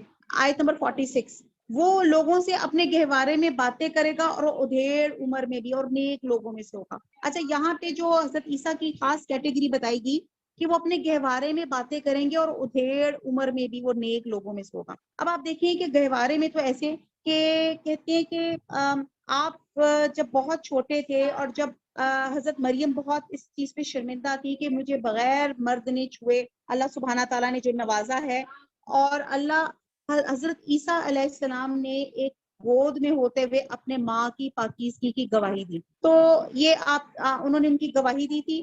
اور دوسری بات یہ کہ ادھیڑ عمر میں جب کہا گیا کہ وہ بات کریں گے، تو کہتے ہیں جو کہلن ایک عمر ہے نا، یہ 30 سے 51 سال کے درمیان کو عمر کو کہلن کہا جاتا ہے. جو حضرت عیسیٰ علیہ السلام تھے 30 سے 33 سال کی عمر میں اٹھائے گئے، اور جب وہ دوبارہ آئیں گے تو ان کی زبان بدل جائے گی، عبرانی نہ ہوگی، اور وہ کیا ہو جائیں گے، وہ امت محمدیہ کا فرد کے طور پہ آئیں گے، حضور صلی اللہ علیہ وسلم کے امتی بن کر دوبارہ تشریف لائیں گے، اور پھر اللہ کا پیغام اللہ کے لوگوں تک پہنچائیں گے. تو اس لیے یہاں پہ جو لکھا جا رہا ہے نا، وہ گہوارے میں بھی باتیں کرتے تھے، جو اپنی ماں کی انہوں نے پاک بازی کا انہوں نے گواہی دی تھی، اور پھر وہ جب انشاءاللہ تعالیٰ ادھیڑ عمر میں آئیں گے اور امت محمدیہ کا فرض بن کر آئیں گے. کہنے لگے الہی مجھے لڑکا کیسے ہوگا، حالانکہ مجھے تو کسی انسان نے ہاتھ بھی نہیں لگائی. حضرت مریم نے کہنے لگی، فرشتے نے کہا اسی طرح اللہ تعالیٰ جو چاہے پیدا کرتا ہے، جب کبھی وہ کسی کام کو کرنا چاہتا ہے تو صرف یہ کہہ دیتا ہے ہو جا، تو وہ ہو جاتا ہے. اللہ تعالیٰ اس سے لکھنا اور حکمت اور تورات اور انجیل سکھائے گا. یعنی کہ اللہ سبحانہ تعالیٰ کہتے ہیں کہ بہت چھوٹی عمر میں حضرت عیسیٰ علیہ السلام تھے، کہتے ہیں 10 سے 13 سال کی عمر میں تھے، تو بڑے بڑے خطبے بڑے بڑے لیکچرز ڈیلیور کیا کرتے تھے. تو یہ اللہ تعالیٰ نے ان کو بچپن سے ان کو لکھنا اور حکمت تورات اور انجیل سکھا دی. وہ بنی اسرائیل کی طرف رسول ہوگا، میں تمہارے پاس تمہارے رب کی نشانی لایا ہوں، میں تمہارے لیے پرندے کی شکل کی طرح مٹی کا پرندہ بناتا ہوں، پھر اس میں پھونک مارتا ہوں تو وہ اللہ تعالیٰ کے حکم سے پرندہ بن جاتا ہے. اب آپ دیکھیں یہاں پہ لسٹ آف معجزے بتائے جا رہے ہیں جو اللہ سبحانہ تعالیٰ نے حضرت عیسیٰ علیہ السلام کو دیے. ایکچولی حضرت عیسیٰ علیہ السلام ایسے زمانے میں اللہ تعالیٰ نے ان کو اپوائنٹ کیا تھا کہ اس زمانے کے لوگوں میں میڈیسن کا بہت زیادہ فروغ تھا. وہ اس شخص کو معتبر زیادہ سمجھتے جو زیادہ حکمت جانتا ہے، جو زیادہ حکیم ہے، جو زیادہ بیماریوں کے علاج بتاتا ہے. تو اللہ سبحانہ تعالیٰ نے اس معاشرے کے حساب سے حضرت عیسیٰ علیہ السلام کو معجزے بھی ایسے دیے، ان کو میڈیسن کے معجزے دیے. اور آپ دیکھیں کہ ہر معجزے پہ لکھا ہوا بِإِذْنِ اللَّهِ، اللہ کے حکم سے وہ پھونک مارتا تھا، وہ پرندہ بن جاتا تھا. اللہ تعالیٰ کے حکم سے مادر ذات اندھے کو اور کوڑی کو اچھا کر دیتا تھا اور مردے کو جلا دیتا تھا. اور جو کچھ تم کھاؤ اور جو اپنے گھروں میں ذخیرہ کرو میں تمہیں بتا دیتا ہوں، اس میں تمہارے لیے بڑی نشانی ہے اگر تم ایماندار ہو. یعنی کہ یہاں پہ حضرت عیسیٰ علیہ السلام کے معجزات بتائے گئے ہیں. ٹائم اتنا نہیں ہے کہ میں اس پہ ڈیٹیل سے بیان کروں، لیکن ہر معجزے کے ساتھ کیا لکھا گیا ہے کہ اللہ کے حکم سے، اللہ کے اذن سے وہ یہ سب کام کرتے تھے. آیت نمبر 50 اور میں تورات کی تصدیق کرنے والا ہوں جو میرے سامنے ہے، اور میں اس لیے آیا ہوں کہ تم پر وہ چیزیں حلال کروں جو تم پر حرام کر دی گئی، اور میں تمہارے پاس تمہارے رب کی نشانی لایا ہوں، اس لیے تم اللہ تعالیٰ سے ڈرو اور میری فرما برداری کرو، یقین مانو میرا اور تمہارا رب اللہ ہی ہے، تم سب اسی کی عبادت کرو، یہی سیدھی راہ ہے۔ آپ دیکھیں حضرت آدم علیہ السلام سے لے کر جتنے بھی نبی حضور صلی اللہ علیہ وسلم، ان کا ابلاغ، ان کا پریچنگ کا طریقہ، ان کا ڈائلاگ ایک ہی رہا، کیا کہ تمہارا رب ایک ہے، سب اس کی عبادت کرو اور یہی سیدھا راستہ ہے، اور یہی حضرت عیسیٰ علیہ السلام نے کہا۔ اور جب حضرت عیسیٰ علیہ السلام نے ان کا کفر محسوس کیا تو کہنے لگے اللہ تعالیٰ کی راہ میں میری مدد کرنے والا کون ہے؟ قال من انصاری الی اللہ قال الحواریون نحن انصار اللہ آمنا باللہ واشہد بأننا مسلمون۔ تو کہنے لگے، حواریوں نے جواب دیا، ہم اللہ تعالیٰ کی راہ کے مددگار ہیں، ہم اللہ پر ایمان لائے، آپ گواہ رہیے کہ ہم تابع دار ہیں۔ اب آپ یہاں سے دیکھیں جیسے حواری جو تھے، جو ان کے فالوورز تھے، جب انہوں نے پوچھا کہ میرے ساتھ کون میرا ہیلپ کرے گا، تو یہ کچھ لوگ تھے، یہ گنتی کے کہتے ہیں کچھ لوگ تھے جنہوں نے آپ کا ساتھ دینے کا فیصلہ کیا۔ اے ہمارے پالنے والے معبود، ہم تیری اتاری ہوئی وحی پر ایمان لائے، ہم نے تیرے رسول کی اتباع کی، پس تو ہمیں گواہوں میں لکھ لیا۔ اور کافروں نے مکر کیا اور اللہ تعالیٰ نے بھی خفیہ تدبیر کی، اللہ تعالیٰ سب خفیہ تدبیر کرنے والوں سے بہتر ہے۔ اب مکر کیا حضرت عیسیٰ علیہ السلام کے زمانے میں شام کا علاقہ رومیوں کے زیر نگی تھا، ان کی طرف سے جو حکمران مقرر ہوا وہ کافر تھا۔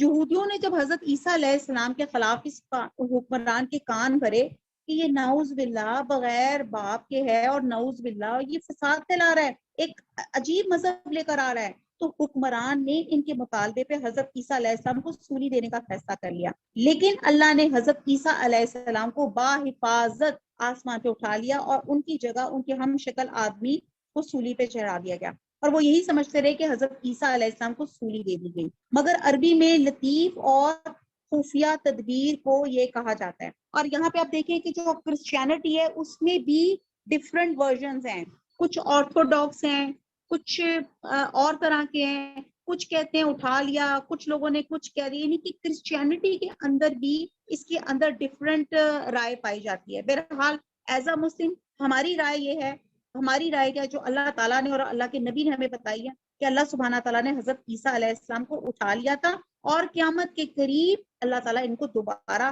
امت محمدیہ کا فرد بنا کے ان کو دوبارہ اتاریں گے، اور تب بھی وہ اسلام کی تبلیغ ہی کریں گے۔ اور جب اللہ تعالیٰ نے فرمایا عیسیٰ میں تجھے پورا لینے والا ہوں، اب دیکھیں یہاں پہ ورڈنگز ہے، پورا لینے والا ہوں، اور تجھے اپنی جانب اٹھانے والا ہوں، اور تجھے کافروں سے پاک کرنے والا ہوں، اور تیرے تابع داروں کو کافروں کے اوپر رکھنے والا ہوں قیامت کے دن تک، پھر تم سب کا لوٹنا میری طرف ہے، اور میں ہی تمہارے آپس کے تمام اختلافات کا فیصلہ کروں گا، پھر کافروں کو تو میں دنیا میں اور آخرت میں سخت تک عذاب دوں گا، اور ان کا کوئی مددگار نہ ہوگا، لیکن ایمان والے اور نیک اعمال والوں کو اللہ تعالیٰ ان کا ثواب پورا دے گا۔ اللہ تعالیٰ ظالموں سے محبت نہیں کرتا۔ جسے ہم تیرے سامنے پڑھ رہے ہیں آیتیں ہیں اور حکمت والی نصیحت ہے۔ اللہ تعالیٰ کے نزدیک عیسیٰ کی مثال ہو بہو آدم کی مثال ہے، جسے مٹی سے پیدا کر کے کہا تھا ہو جا کن فیکون، تو وہ ہو گیا۔ تیرے رب کی طرف سے حق یہی ہے، خبردار شک کرنے والوں میں سے نہ ہونا۔ اب یہ لوگ کہتے ہیں کہ حضرت عیسیٰ علیہ السلام کی ایک میراکولس برتھ ہے، تو آپ نے کبھی سوچا حضرت آدم کہاں سے آئے؟ ان کے تو نہ ماں تھے نہ باپ تھے، اللہ تعالیٰ نے ان کو مٹی سے بنایا، تو حضرت آدم علیہ السلام کی ایک میراکولس برتھ ہے۔ حضرت عیسیٰ علیہ السلام بغیر باپ کے پیدا ہوئے، وہ بھی ایک میراکولس برتھ ہے۔ عام لوگ مرد اور عورت سے مل کر پیدا ہوتے ہیں، وہ بھی اللہ تعالیٰ کی قدرت میں ہے۔ اور پھر حضرت یحییٰ کی مثال، اور اللہ تعالیٰ نے اور حضرت ان کی مثال دی، حضرت یحییٰ کے ساتھ حضرت اسحاق کی جو مثال دی، اس مثال میں اللہ سبحانہ تعالیٰ نے جو شدید انفرٹیلٹی کیس ہوتا ہے، جس میں ماں باپ کا جو انفرٹیلٹی کیس ہوتا ہے، اس کو بھی اللہ تعالیٰ کے آگے وہ بھی ختم ہو گیا، اور اللہ تعالیٰ نے ان کو بھی اولاد سے نواز دیا۔ تو یہ آپ دیکھیں حضرت عیسیٰ کی کیا، یہ میں نے بہت سی ڈفرینٹ ہم آپ کے سامنے رکھی ہے کہ اللہ تعالیٰ ایسے پیدا کر سکتا ہے۔ آپ نے کبھی سوچا کہ وہ جو حضرت صالح کی وہ جو اونٹ پہاڑ سے برآمد ہوئی تھی، وہ کہاں سے ہوئی تھی؟ وہ بھی تو میراکولس ہی آئی تھی، ورنہ پہاڑ کے اندر سے کہاں اونٹ برآمد ہو سکتا ہے؟ اور پھر جب حضرت اسماعیل کو ذبح کرنے لگے تھے تو وہ مینڈھا کہاں سے آ گیا تھا؟ وہ میراکولس نہیں تھا کہ وہ کہاں سے آ گیا تھا؟ بہرحال یہ اللہ تعالیٰ بتا رہے ہیں کہ عیسیٰ کی مثال ہو بہو آدم کی مثال جیسی ہے. تیرے رب کی طرف سے حق یہی ہے خبردار شک کرنے والوں میں سے نہ ہونا. اس لیے جو شخص آپ کے پاس اس علم کے آ جانے کے بعد بھی آپ سے اس میں جھگڑا کرے تو آپ کہہ دیں آؤ ہم تم اپنے اپنے فرزندوں کو اور ہم تم اپنی عورتوں کو اور ہم تم خاص اپنی اپنی جانوں کو بلا لیں, پھر ہم عاجزی کے ساتھ التجا کریں اور جھوٹوں پہ اللہ کی لعنت ڈالیں. یہ آیت نمبر جو 61 ہے یہ آیت مباہلہ کہلاتی ہے. مباہلہ کے معنی ہوتے ہیں دو فریق کا ایک دوسرے پہ لعنت یعنی کہ بد دعا کرنا. یعنی کہ جب دو فریق ہیں, دو گروہ آپس میں لڑ جائیں, ان کے اندر اختلاف ہو جائے کہ کون حق پر ہے کون باطل پہ ہے اور آرگیومنٹس بھی ان کے فنش نہ ہو رہے ہوں, تو وہ دونوں مل کے اللہ سے دعا کرتے ہیں یا اللہ ہم دونوں میں سے جو جھوٹا ہے اس پہ لعنت فرما. اور اس کا مختصر پس منظر یہ ہے کہ 9 ہجری میں نجران کے عیسائیوں کا ایک وفد نبی صلی اللہ علیہ وسلم کی خدمت میں حاضر ہوا اور حضرت عیسیٰ علیہ السلام کے بارے میں وہ غلو امیز عقائد رکھتے تھے اور اس پہ بحث اور مناظرہ ہو گیا. اللہ تعالیٰ بلاخر یہ آیت نازل ہوئی اور نبی صلی اللہ علیہ وسلم نے انہیں مباہلے کی دعوت دی اور حضرت علی رضی اللہ تعالیٰ عنہ, حضرت فاطمہ, حضرت حسن اور حضرت حسین کو ساتھ لیا اور عیسائیوں سے کہا کہ تم بھی اپنے اہل و عیال کو بلا لو اور پھر مل کر جھوٹے پہ لعنت کی بد دعا کریں گے. عیسائیوں نے آپس میں مشورہ کیا اور انہوں نے مباہلے سے گریز کیا اور پیشکش کی کہ آپ جو چاہتے ہیں ہم دے سکتے ہیں. چنانچہ نبی صلی اللہ علیہ وسلم نے ان پر جزیہ مقرر فرمایا جس کی وصولی کے لیے آپ صلی اللہ علیہ وسلم نے حضرت ابو عبیدہ بن جراح کو, جنہیں آپ نے امین الامت کا خطاب عنایت فرمایا تھا, ان کے ساتھ بھیجا. ایکچولی آپ یہ دیکھیں کہ جب ان کو دعوت مباہلہ دی اس میں ہوتا یہ کہ جو فریق درست ہوتا ہے اس کی اللہ تعالیٰ گواہی دے دیتے ہیں. تو انہوں نے کہا کہ اگر ہم نے مباہلہ کر لیا تو ہم کہیں مر ہی نہ جائیں. تو انہوں نے, اور انہیں کیونکہ انہیں پتا تھا کہ وہ رانگ سائڈ پہ تھے عیسائی جو نجران کا وفد تھا, تو انہوں نے مباہلے میں شرکت ہی نہیں کی. اور آپ یہاں پہ دیکھیں کہ حضور صلی اللہ علیہ وسلم کو اتنا یقین اور اللہ پہ توکل تھا کہ اپنی پوری فیملی حضرت فاطمہ, حضرت علی اور ان کے بچوں کو لے کر اپنی فیملی سمیت اس دعوت مباہلہ میں پہنچ گئے. یقیناً یہی سچا بیان ہے, کوئی معبود برحق نہیں بجز اللہ تعالیٰ کے, اور بے شک غالب اور حکمت والا اللہ تعالیٰ ہے. پھر بھی اگر قبول نہ کرے تو اللہ تعالیٰ بھی صحیح طور پہ فسادیوں کو جاننے والا ہے. آپ کہہ دیجئے اہل کتاب ایسی انصاف والی باتوں کی طرف آؤ جو ہم میں تم میں برابر ہیں کہ ہم اللہ تعالیٰ کے سوا کسی کی عبادت نہ کریں, نہ اس کے ساتھ کسی کو شریک بنائیں, نہ اللہ تعالیٰ کو چھوڑ کر آپس میں ایک دوسرے کو ہی رب بنائیں.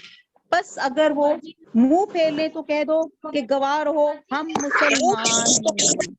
اہل کتاب تم ابراہیم کی بابت کیوں جھگڑتے ہو حالانکہ تورات اور انجیل تو ان کے بعد نازل کی گئی.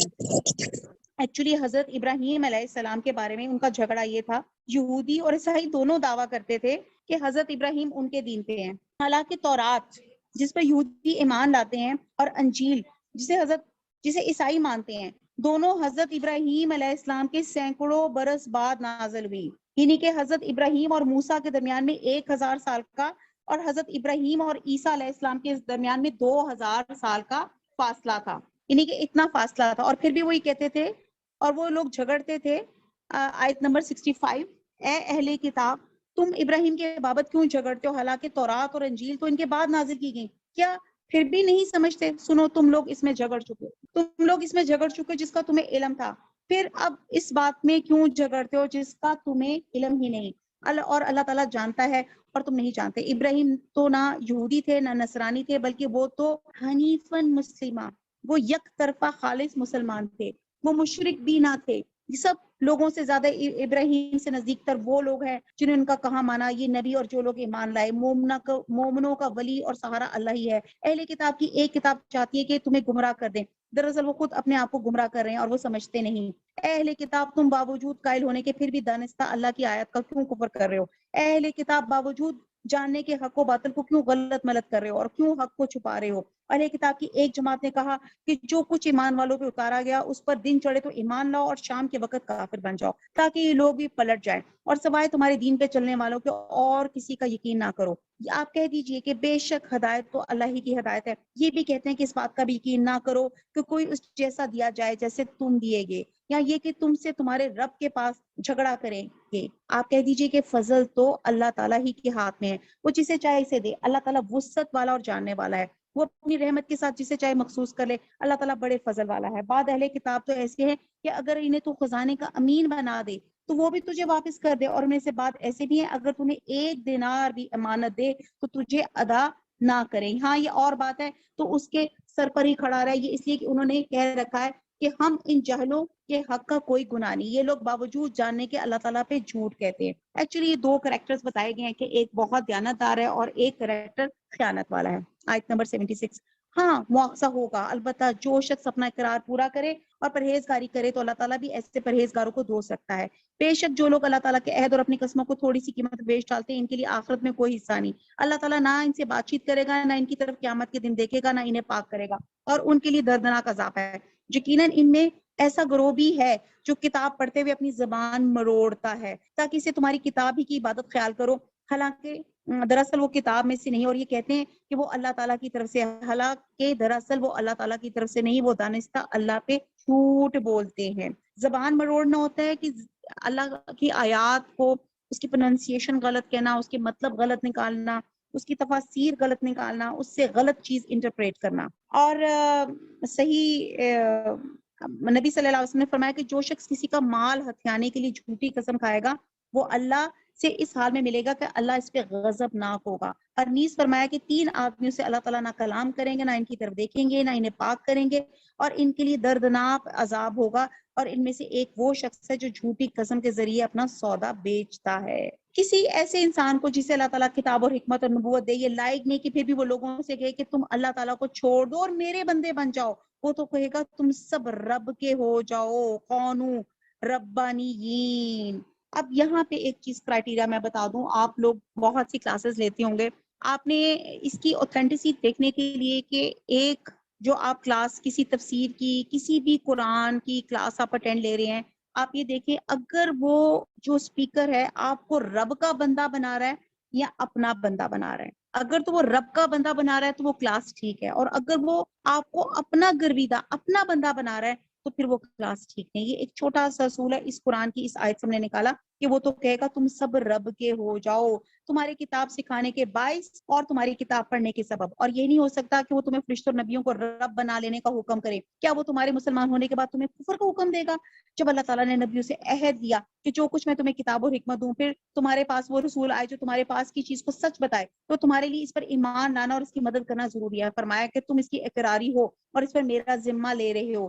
سب نے کہا ہمیں اقرار ہے. فرمایا تو اب گواہ ہو، خود میں بھی تمہارے ساتھ گواہوں میں ہوں. بس اس کے بعد جو بھی پلٹ جائیں وہ یقیناً پورے نافرمان ہیں. کیا وہ اللہ تعالیٰ کی دین کے سوا اور دین کی تلاش میں ہیں؟ حالانکہ تمام آسمان والے اور سب زمین والے اللہ ہی کے فرما بردار ہیں. خوشی سے ہوں یا ناخوشی سے ہوں، سب اسی کی طرف لوٹائے جائیں گے. آپ کہہ دیجئے ہم اللہ تعالیٰ پہ، جو کچھ ہم پہ اتارا گیا، اور جو کچھ ابراہیم علیہ السلام پہ، اسماعیل علیہ السلام پہ، اسحاق علیہ السلام پہ، یعقوب علیہ السلام پہ اور ان کے اولاد پہ اتارا گیا، اور جو کچھ موسیٰ علیہ السلام پہ، عیسیٰ علیہ السلام پہ اور دوسرے انبیاء علیہ السلام پر اللہ تعالیٰ کی طرف سے دیے گئے ہیں، ان سب پر ایمان لائے.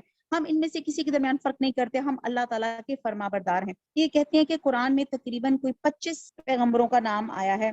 حدیث میں آتا ہے کہ ایک مرتبہ حضرت عمر تورات کے اوراق پڑھ رہے تھے تو نبی صلی اللہ علیہ وسلم یہ دیکھ کے غضبناک ہو گیا. فرمایا قسم ہے اس ذات کی جس کے ہاتھ میں محمد صلی اللہ علیہ وسلم کی جان ہے، اگر موسیٰ علیہ السلام بھی زندہ ہو کر آ جائیں اور تم مجھے چھوڑ کر ان کے پیچھے لگ جاؤ تو یقیناً گمراہ ہو جاؤ گے. تو کمپیریزن آف ریلیجن ضرور پڑھنا چاہیے، لیکن اس سے پہلے اپنے دین، اپنا قرآن کی سمجھ مکمل کریں. آیت نمبر 86.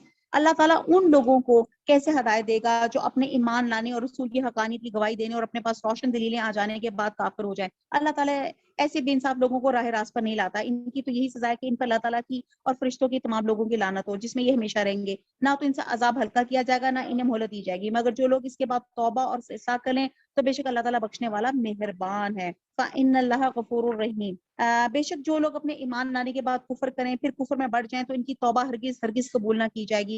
یہی گمراہ لوگ ہیں. ہاں جو لوگ کفر کریں اور مرتے دم تک کافر ہیں، ان میں سے کوئی اگر زمین پر سونا دے کر بھی فدیے میں ہی ہو تو بھی ہرگز قبول نہ کیا جائے گا. یہی لوگ ہیں جن کے لیے تکلیف دینے والا عذاب ہے، جن کا کوئی مددگار نہیں. اب یہاں پہ جو توبہ کی بات کی جا رہی ہے، ایک تو ڈیتھ بیڈ پہ توبہ قبول نہیں ہے، ورنہ توبہ کا دروازہ ہر ایک کے لیے ہر وقت کھلا ہے. اور اس سے پہلی آیت میں بھی قبولیت توبہ کا ذکر ہے، اور سورہ توبہ میں ہے کہ انہوں نے نہیں جانا کہ اللہ تعالیٰ اپنے بندوں کی توبہ قبول فرماتا ہے. اور کہتے ہیں کہ سورہ نساء میں ہے کہ ان کی توبہ قبول نہیں ہے جو برائی کرتے رہتے ہیں یہاں تک کہ جب ان میں سے ایک کو موت آنے لگتی ہے تو کہتا ہے میری توبہ. حدیث میں آتا ہے اللہ تعالیٰ بندے کی توبہ اس وقت تک قبول کرتا ہے جب تک اسے موت کا اچھو نہ لگے، یعنی کہ جان کھنے کے وقت توبہ قبول نہیں کی جاتی. تو اس وقت میرے اور آپ کے پاس وقت ہے کہ استغفار کر لے، اللہ تعالیٰ سے توبہ مانگ لے. اللہ تعالیٰ حدیث میں آتا ہے کہ اللہ تعالیٰ قیامت والے دن ایک ہلکے ترین عذاب والے جہنمی سے کہے گا